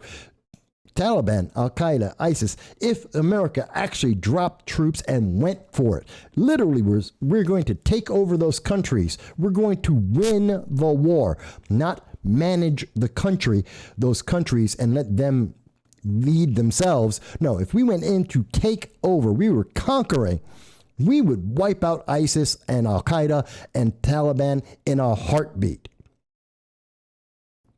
But we aren't. And Joe Biden absolutely won't even try to do anything like that. And how does those our allies in Japan, how confident do they feel knowing that China is being aggressive in the South China Sea? And they are pushing up and they're sending planes over Japanese airspace on a regular basis, threatening Japan on a regular basis. And Japan's going, and Joe Biden is afraid of the Taliban. Joe Biden ran away from the Taliban. How confident is Japan right now? How confident is England right now? The United Kingdom, and I know there are many people who watch the show in England and many other countries, and I'm happy if any of them see this. And I'd love to hear what the United Kingdom is saying right now about their confidence in the United States, knowing that Joe Biden has been embarrassed by the Taliban in the worst way possible. On every single level of what he's done, completely failed. Complete failure. So much so that he's spending Sunday hiding from the press. He's afraid to even talk about this subject. Come on, folks. And it's being exposed that he's trying to buy off the Taliban. This is his big answer. I'll buy off them. He'll pay the bully. That's Joe Biden's answer. I'll pay the bully. How confident can any of our allies be right now? How confident is every one of our enemies, and I mean for the United States, how good do they all feel right now? Can you imagine the consequences of all this?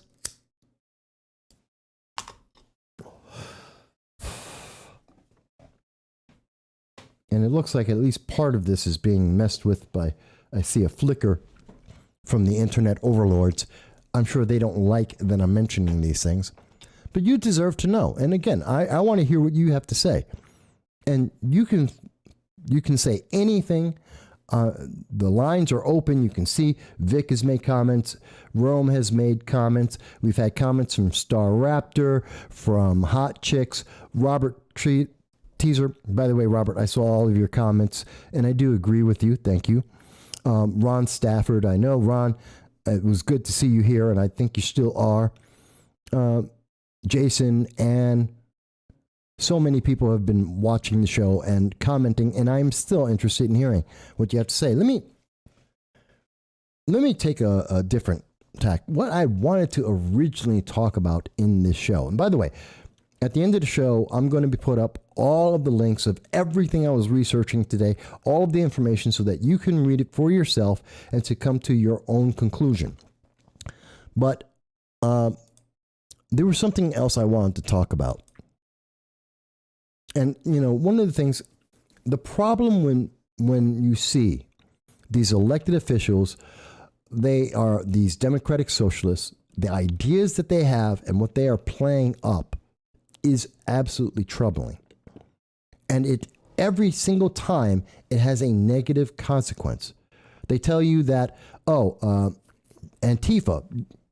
Nadler, Representative Nadler is asked, are you concerned about the riots with Antifa? He says Antifa doesn't exist. 12 people get killed because of Antifa. Autonomous zones. None of the Democrats will talk about it. They are by definition treasonous. And we saw billions, literally over $2 billion in damages, cities destroyed for the next several decades, people's lives completely crushed. Democrats are okay with that. You know what? They want to defund our cities. We've seen skyrocketing crime in every single city that has defunded the police. Every single one of those Democratic strongholds, 22 of them, every single one has higher crime, has more violence, more murders, more homicide, and gun deaths. But it doesn't end there. Because, did you see this? This is from England, of course. That Cori Bush and CNN are being blasted because of the fake news story. They raised $230,000, almost $250,000, because of a woman that they said, you need to give this woman money. She's going to be evicted. She's struggling. And it's because we're not progressive enough. It's because of these policies that we have. We have to change America. You know what? Turns out, complete lie. They got used. This woman said, I'm a single mom and I can't make it. It's too difficult. We're just not able to make it because everything's so oppressive right now. Because of that white privilege holding me down is essentially what this woman was saying. And you know what? Cori Bush, part of the squad, Democratic Socialists, goes out and says, we're going to get you money. We're going to help you out because you're a single mom with 3 kids. She's a babysitter. She is a babysitter. Dasha Kelly of Las Vegas, featured in segments last week on CNN. Turned out she repeatedly said, they called her, CNN said, you know what? She's a mom of 3 kids and she's going to lose her home. She's got problems because she has to take care of these kids, a single mom. She's a babysitter. You know, when our news media is so screwed up that they can't take the time to actually pay attention to the story as it exists because they're so busy trying to promote an ideology and to sell you this idea. They were so busy trying to make you think that, hey, you have to be concerned. It's a black woman. She's got kids and the system is holding her down. The white privilege is holding her down. It was a lie. It was a lie. She's a babysitter. And Cori Bush ate it up and said, get her money. Let's get her money. And the progressives ran forward and gave her almost $250,000, almost $250,000 for a lie. And the news media, CNN, wasn't even doing enough of their job, neither the reporter nor the editors. And they did two stories on this. And Cori Bush and her whole team, no one took enough time. They were so busy trying to sell you this idea that black women are being oppressed. Black people are being oppressed. Democratic socialism will save you. They were so busy trying to sell you that idea, they didn't realize that they were being had, that it was a scam, that it was a complete lie, and a pretty easy one to find out. Because she's a babysitter. Those aren't her kids. Come on. You mean to tell me that Cori Bush, that CNN, their reporters, their editors, not one person asked the three kids and said, is that your mom? That's all they had, Did they ask them anything about their, quote, mom, who's their babysitter? Or did they decide, hey, I'm just going to tell the story anyway because it will suck in American people, suck their emotions in, make them feel bad, and make them go, yeah, that's right. That white privilege is horrible. That institutional racism, it's real. That's right, it's real. I'm going to vote Democrat. Because that's exactly what they were doing. That's exactly what CNN did to you. They used you. It cost CNN, and it cost some Democrats $250,000. They don't care. This was about using you. They got scammed. You got scammed worse. Because CNN could have found the answer if they took half a second and bothered to actually check anything. Representative Cori Bush could have found this out in a moment. Her staff could have figured this out in a heartbeat. They'd ask one question to those three kids. They'd have gotten the answer. It's that simple. Instead, they wanted to sell you an idea. They wanted to emotionally manipulate you. They wanted your vote, and they didn't care how they got it. And you should be really upset about that. You know what? It's not the only time we're seeing that happen. And you may say, well, Mike, that's national news. How could that? It's happening in your local community. I covered this story on August 13th, 2 days ago. I was talking about, we have this gentleman in the green. I can't play this because it is such a, oh God, the comments that are being made by this gentleman, I'm trying to get this frame up. It's not coming. There it is. So we have this individual who is using complete vulgarity, and he's doing the same thing. He's emotionally manipulating everyone who was at this event. He was using a bunch of members of Antifa and progressive leaders of tomorrow in the southern tier of New York, using them to attack a politician because he wanted to emotionally manipulate people, because he wanted to get his political agenda across, because he wants power. And he used everything to his advantage. He threatened women, and it appears, based on the video from members of this organization, members of PLOT and BLM, Progressive Leaders of Tomorrow, the far left, according to the audio that we were covered, seems like he may have physically assaulted these women. At the very least, he verbally assaulted these women. He viciously attacked them because he wants power. And now he says he's the innocent. He's the one who's innocent. And it's someone's trying to take out his First Amendment rights when no one stopped him to speak. In fact, no one was worried about him speaking until he tried to hijack the meeting, and he tried to shove his ideology down everyone's throats and tried to intimidate elected officials to do what he wanted. And when that failed, well, then he claims, I'm innocent. That's why he got arrested. This is a problem across the nation. Hello, Tina, by the way. I thank you for joining us. And Tina says, she pays attention. I've been concerned for long before they've been released from prison in terms of the release of the ISIS members from the Afghan prisons. Jason, you may have missed this. That's right. The story's up. It's the far left attack like Cuomo and then claims to be a victim. It's the Tariq Abdelazim arrest. Yeah. He's aggressively confronting and trying to intimidate elected officials to get what he wants. He's controlling a crowd of individuals.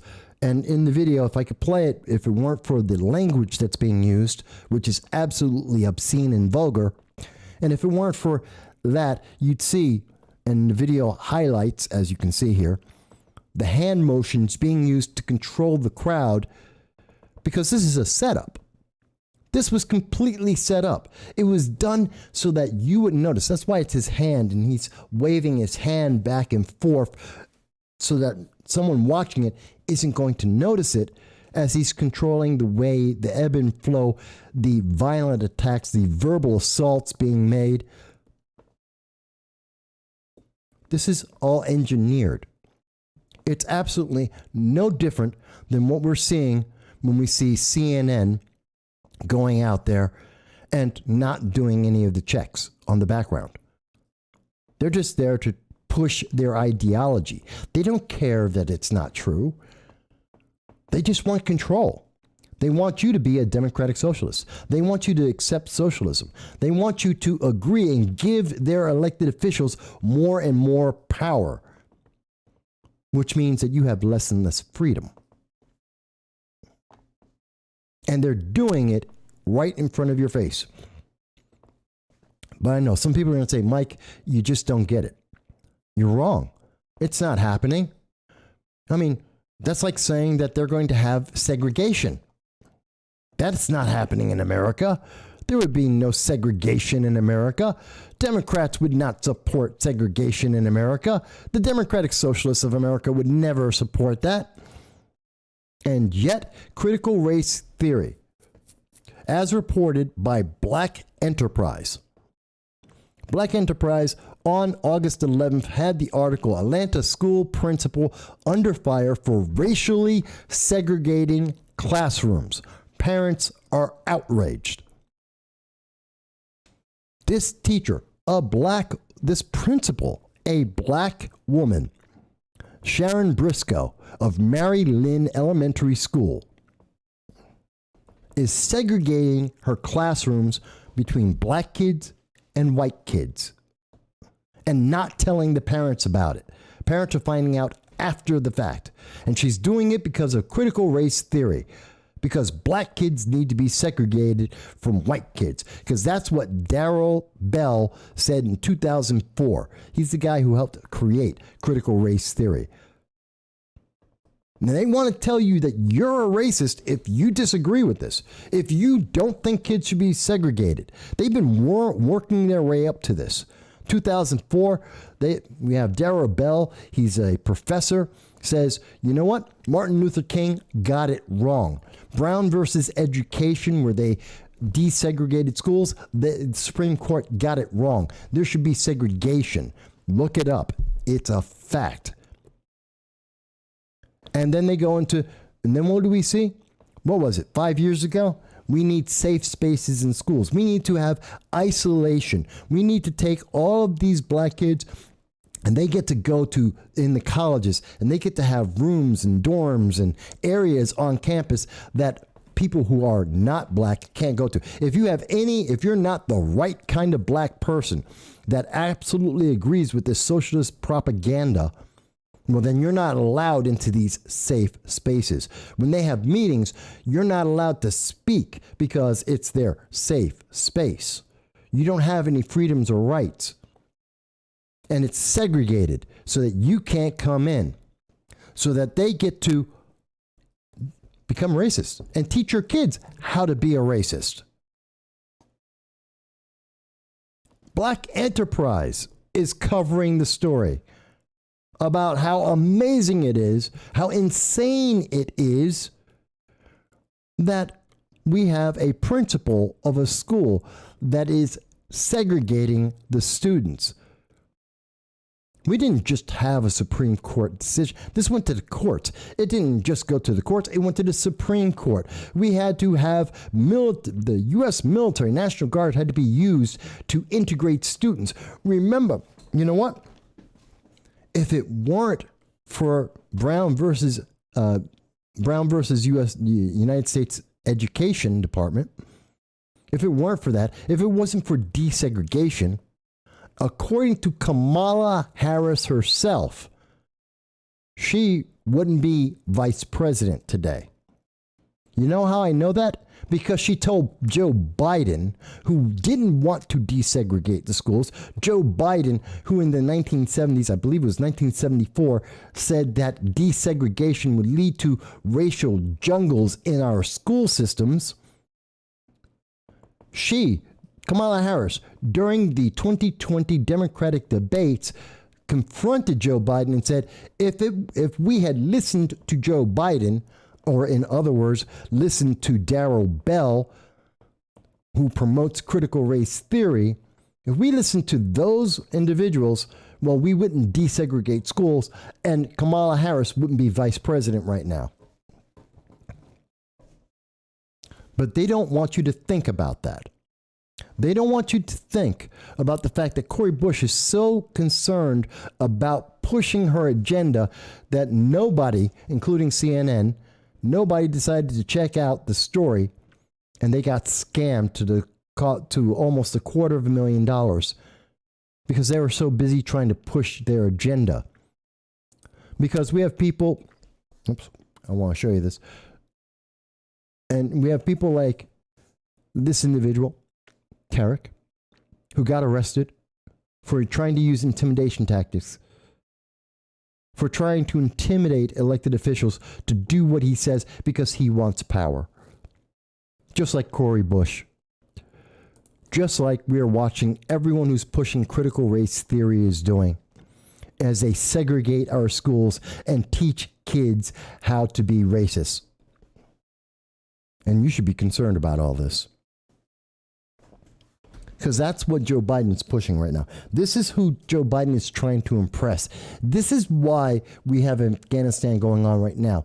Because Joe Biden is trying to impress Alexandria Ocasio-Cortez and Rashida Tlaib and Cori Bush and Anna Presley and the minions in the Progressive Leaders of Tomorrow, otherwise known as PLOT, Antifa, Black Lives Matters. That's who he's trying to impress. That's the people he's trying to get on his side. That's who he's trying to win over. He doesn't care about what you're thinking. Especially if you happen to be a person of color. Remember, it was Joe Biden during his CNN town hall when he said, well, black people don't know how to use the internet. They don't know how to register to vote. They don't know how to go online. And on top of going online, then they have to go and register as well. The black people can't do that. Yes, CNN. Check it out. CNN Town Hall, Joe Biden. Yes, he did say black people don't know how to use the internet and they can't use the internet to register to vote. Yes, he said that. It's not just when he was running for election and said, if you don't vote for me, you're not black, because Joe Biden decides who's black. Come on, folks. This is, well, there I am. I'm taking a line from Joe Biden. Come on. You should be upset about this because we've gone from Joe Biden saying, you ain't black unless you vote for me, to now your school is, you're a racist if you don't allow us to segregate the schools because black kids can't learn the same way that white kids can. They can't learn with white kids. They can't learn from teachers that are white. Because, I don't know, math suddenly changes. 2 + 2 = 4 doesn't actually work when you have a white teacher saying 2 + 2 = 4. Black kids can't understand it. They need a black teacher to tell them 2 + 2 = 4. Does that sound stupid? Does that make no sense? Is there something illogical about that statement? Because that is critical race theory. That is being taught to your children right now.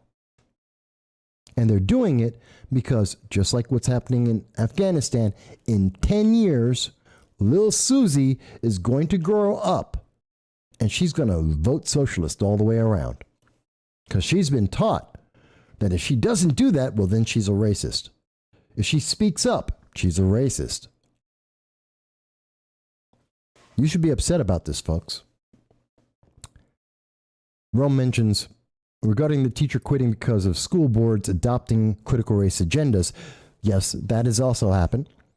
And there have been some strong statements from teachers saying they won't teach racism. One won't just make public schools more radical. Won't this make schools more radical? Two, these teachers need to form an alternative. Well, we were forming alternatives. Remember, Republicans have been for years offering the idea of school vouchers to allow parents to take kids and not just put them in public schools, but to the best school that they want. And there have been, so they've been trying to get that idea out there. So there is an alternative, and we've been told, well, that's racist. That's just racist because you're giving vouchers and the kids won't get into the schools like they should. That white kids are going to use that and they're going to go to white schools. Well, you're telling me right now, those very same people who told us that you can't use school vouchers because white kids will go to white schools and black kids will wind up in black schools are the very same people who are quoting critical race theory and Darryl Bell who are saying, no, segregation is a good thing. Supreme Court got it wrong. Martin Luther King got it wrong. It's okay. There was a vote in the Senate this week. Senator Tom Cotton of Arizona stood up on the floor of Congress, which I have a video, did this 2 days ago, that came out. It was on Friday.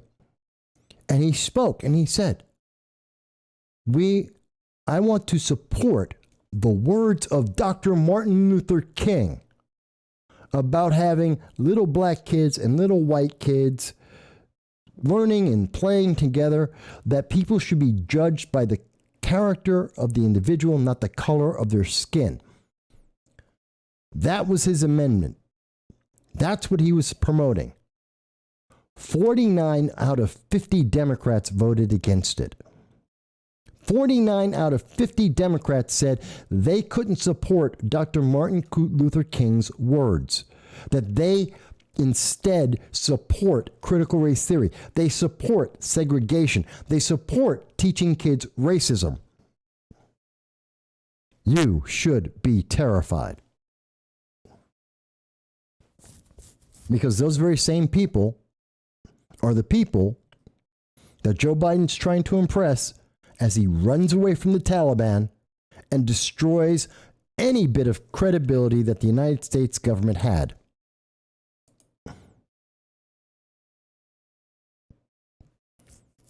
And it's getting worse and worse and worse. Because it's not just about the vouchers. It's not just about critical race theory in our schools and the damage it's doing to our kids. It's not just about what's going on in Afghanistan. It's also about the pandemic. Because some people say they don't want to get a vaccine. And there are people, Antifa, members of Antifa, who are running around and they are stabbing people because they don't agree. Because Antifa members are more than happy to stab you to make you do what they want. You don't believe me?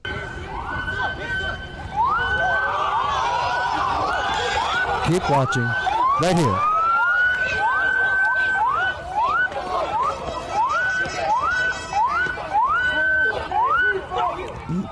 That went too fast for you, right?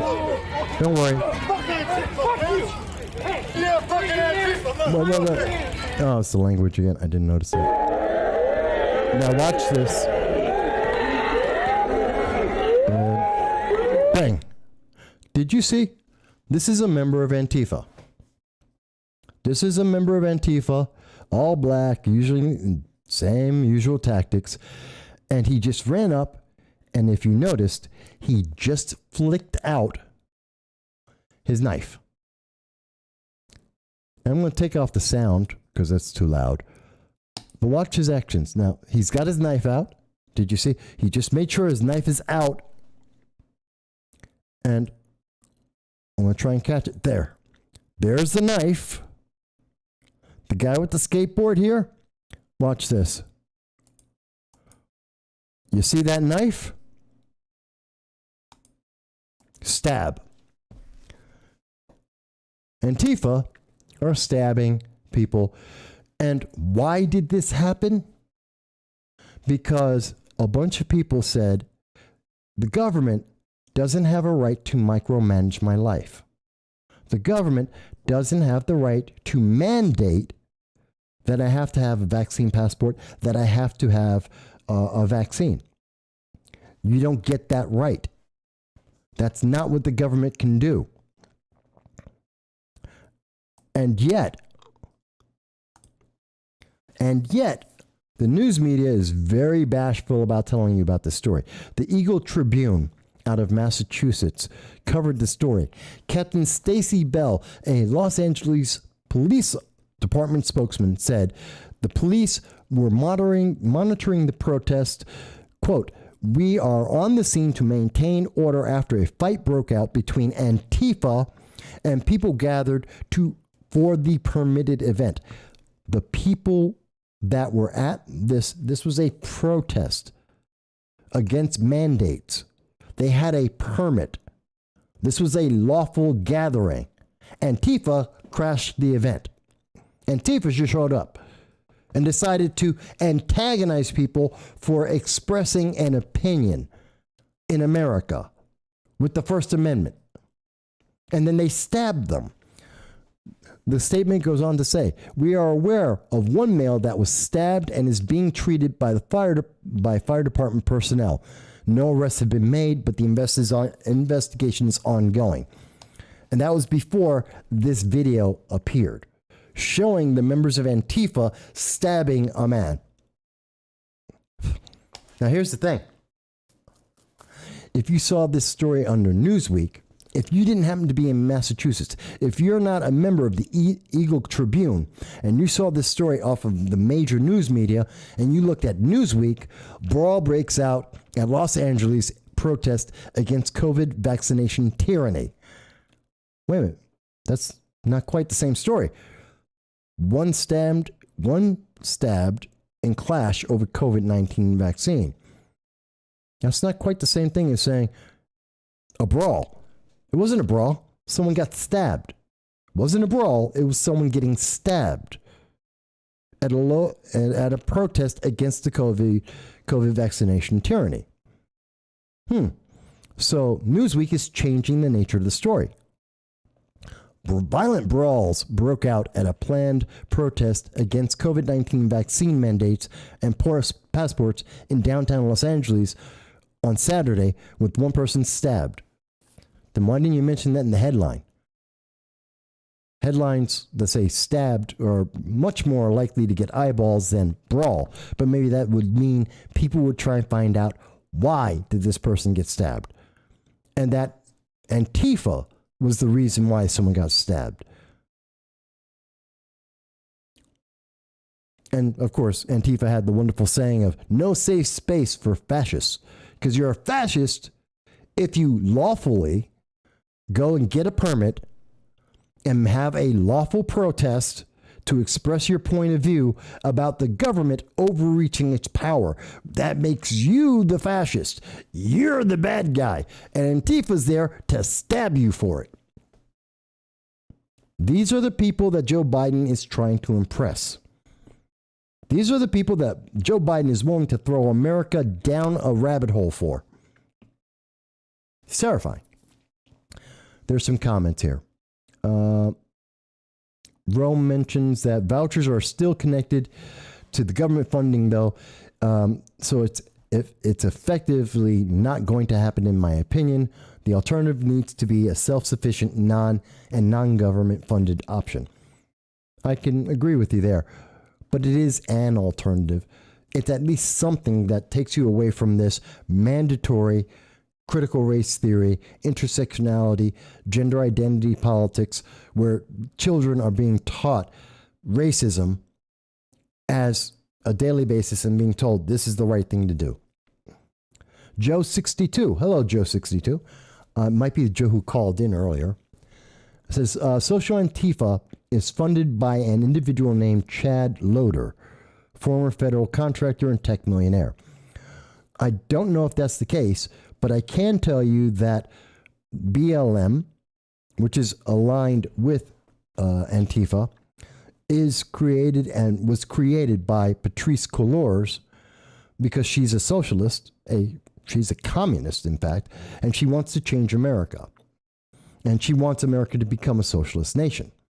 Even though she also made a couple $1 million and bought 5 homes, she's one of the worst.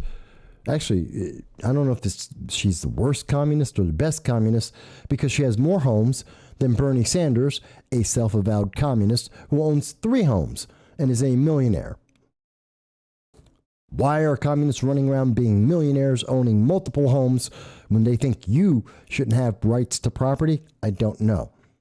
But they are directly aligned with and work and seem to work in conjunction with BLM. And BLM and this movement is teaching racism to our kids. And this is who Joe Biden is appealing to as he runs away from Iraq, from Afghanistan, from the Middle East, destabilizing it and promoting global terror. Joe mentions The Guardian and other left-leaning publications all have a link to him somewhere. That may be the case.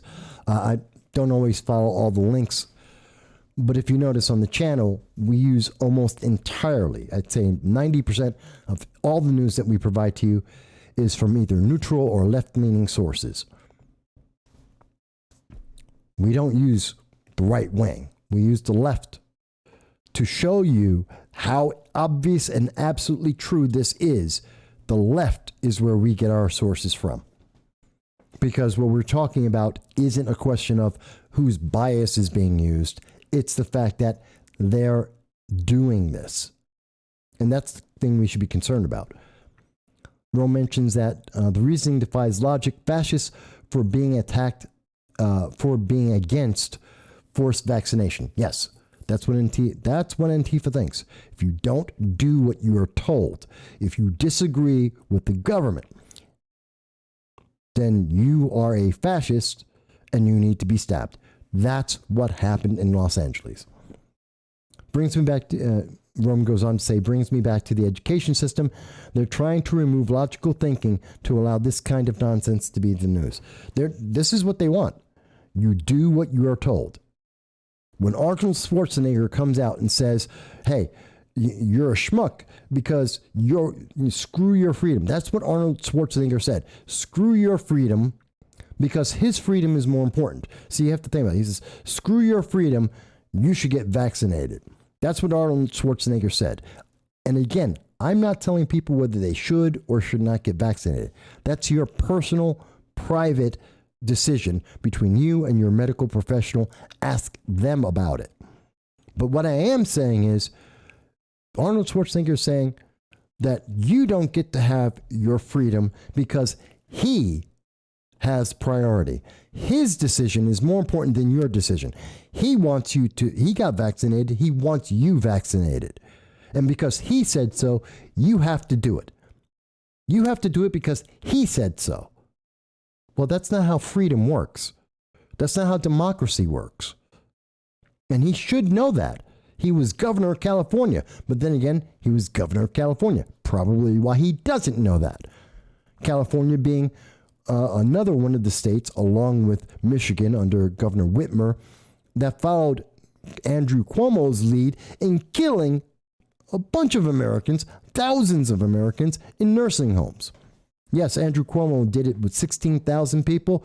Governor Whitmer did roughly 4,000 to 5,000 people in the nursing homes, and unknown thousands in California. Do you notice how all these things are connected? This isn't conspiracy theories, folks. I am talking to you about credible news stories that come from credible news sources. I am showing you information from The Atlantic, from New York Times, from Newsweek, from AP News, PolitiFact, Vox. This is the news from the left. These aren't conspiracy theories. This is the news as they are putting it out to you. The thing they're not doing is saying, and let's think about this. What happens next? What's the consequence of these things? What's the impact of these things? Who has mentioned to you? And I guarantee you, next week, every Sunday at 2:30 p.m., we do this show. I guarantee you that you're not going to see anyone ask Joe Biden what we have asked. You're not going to see anyone say to Joe Biden, well, as a consequence of what's happening, what are you going to do? Because of what's happening in Afghanistan, what are you going to do about the southern border? No one's going to ask him that. No one's going to draw that line. No one's going to say that there's 5,000 ISIS agents who want to kill Americans. What are you doing about the southern border to make sure it's safe? No one's going to ask him the consequences of what you just did in creating that power vacuum, in destroying and toppling a government, and causing women to be basically enslaved to the Taliban. These kids are going to grow up hating America. Joe Biden, what are you going to do about that? How are you going to address that? No one in the news media is going to ask him that. They can ask him. They won't. This is a little different show than usual. It's not as organized as I usually do. But this is important. And by the way, if you've gotten this far into the show, we're 2 hours in, 2 hours, 20 minutes. If you made it this far, please like, share. Absolutely, please do subscribe. Because I can tell you, YouTube's trying to get rid of us. They want to delete us. They've already given us a suspension once. They're trying to get rid of this channel, and they don't like the fact that we're having these conversations. They don't like that we're pointing out the problems and the consequences of the actions what happens when you try to pander to a tiny splinter faction. The progressives, the Democratic Socialists, are a tiny fraction of the Democratic Party. And in trying to kiss up to them, as Vox has said, to try and impress them, you're destroying America. So Dionysus K says, "Hi, sir. I'm not American, but Joe Biden messed up miserably. Tragedy in Afghanistan." Well, Dionysus, thank you for joining us, and I agree with you very much so. And I think the consequences are absolutely insane because it's going to affect France, Germany, the United Kingdom, Australia, as well as the United States, and of course, Israel, without question. Dionysus, may I ask, what country are you in? Ro mentions, I appreciate taking all my comments. Apologies for always using the max 200 characters I don't mind at all. You can make as many comments as you want. I don't mind. And again, I'm not telling anyone to agree with me. I'm not telling you have to believe what I believe. But I am trying to make clear the consequences that we're seeing. Because I don't think most of the news media do that. I don't think most pundits do that. They don't say, and here's the consequence. Here's what happens next. What is the next domino to fall? If you think if I'm seeing it wrong, if you think that the dominoes fall in a different way, I'm more than happy to always hear you. You saw Joe called into the program, 607-242-1582, because we're going to hear what people have to say. We have people who have commented, and Quan made his comment. It didn't make any sense. And if you don't make any sense, then I'm going to ask you, please explain yourself. But I'm not going to stop you from not making your statement. Quan isn't, no one gets blocked. We want to hear what you have to say. But, you know, Antifa, the critical race theory crowd, the progressives, the democratic socialists, one of the first things that these groups like to do is they try to silence you. And they'll use intimidation, they'll use threats, they'll try and use force to try and silence you, like we saw here in the southern tier with Tariq. They're going to try and threaten you. They'll try and use any of their tactics that they can that'll scare you. But the fact is, at the end of the day, if you just stand up to them, they really have no power. And the most important thing is when we speak and people hear us, they lose their power because their power is based on nothing but intimidation and people not questioning things. George Floyd, you say hello. It's good to see you join us. And we're always happy for people joining us. Rome mentions the next domino. That's tough. Could be the housing and eviction crisis leading to government landlords for millions. Might be the ongoing government money killing businesses and people's retirement. Well, the economy with inflation is destroying people's retirements. Think about it. We're doing two things at once under the Biden administration. We are increasing, we're inflating, we're having inflation, where it costs more to buy things. And at the same time, because we're printing billions, actually trillions of dollars, we're in no time at all. It's been 6 months. He's already printed what? $4 trillion? It's more than what we normally spend in an entire year. He's printed all this money. That makes our money worth less. And that's a bad thing because prices are going up as the money is worth less. So it takes more money to buy things. Guess what? People in retirement, they have fixed incomes. They can't afford this. It's destroying their livelihoods. Again, he's doing it to impress a small group, a splinter group of elitists. That's the progressives, the democratic socialists. And as for the housing and eviction crisis, I know Cori Bush and Alexandria Ocasio-Cortez got so very, very angry about it after the fact. We were talking about that in November. I believe it was November 29th when we had the first video that we were talking about the eviction crisis. At that point, we were upset with the Trump administration about it. We're even more upset with the Biden administration because everyone was kicking it down the road. Nobody wanted to answer it. Alexandria Ocasio-Cortez wasn't speaking about the eviction crisis in November when we knew it was going to affect 14 million people. Cori Bush didn't say anything in January when we were talking about it, when we knew it would affect 14 million Americans. They didn't say anything as Biden pushed it from March until July for the deadline on this. They didn't say a word. They didn't say anything until it was 3 days before the expiration and the crisis was going to be imminent. When Nancy Pelosi said, well, I can't get Democrats. Nancy Pelosi could not get the Democrats in the House of Representatives to agree to extend the moratorium. Not only have they not wasted any time trying to figure out an answer, they kicked it down the road and she couldn't even get them to agree to kick it down the road a little bit further. And after the Democrats failed over and over again, then they said, oh, well, it's such a shame. It's white privilege. We have to stand up for black people. We have to do something.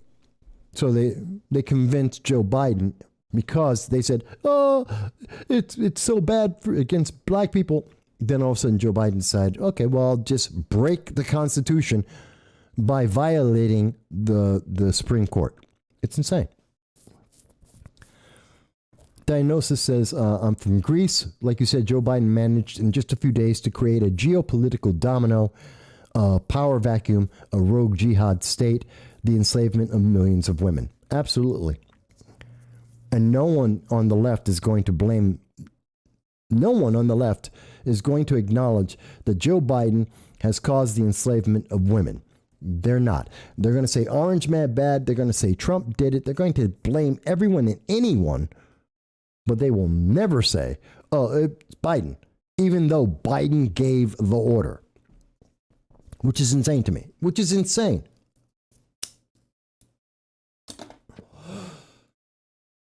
All right, folks. So I've been on for 2.5 hours, and I love doing this show, and I do enjoy speaking with everyone, but 2.5 hours straight is kind of long. Diagnosis, I apologize that you came in towards the end. I hope you've been watching the show longer and just decided to comment at the end. I'm really glad to see you contacting us from Greece. And our shows are a little bit more structured usually, but this week we're a little excited. I want to really thank and appreciate the fact that you're contacting us. And I hope in Greece you're able to have the free speech you deserve to have. And I hope to see you again next week, because every week, 2:30 p.m. Eastern Standard Time, we do a live stream with you. And we take your phone calls and we take your text and your chats, as you can see. And hopefully the world will be much, much better. Diagnosis, I'm glad that you randomly were able to find us. A lot of people can't. Please check out the beginning of the show and all the way through and some of the other content we have.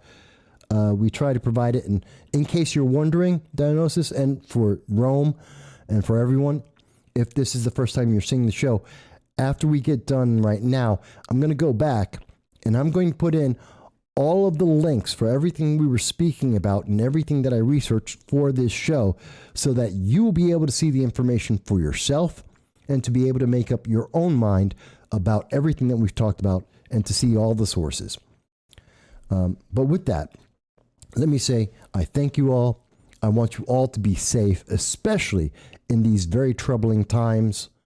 And I look forward to seeing you next week, Sunday, 2:30 p.m. Eastern Standard Time. Thank you.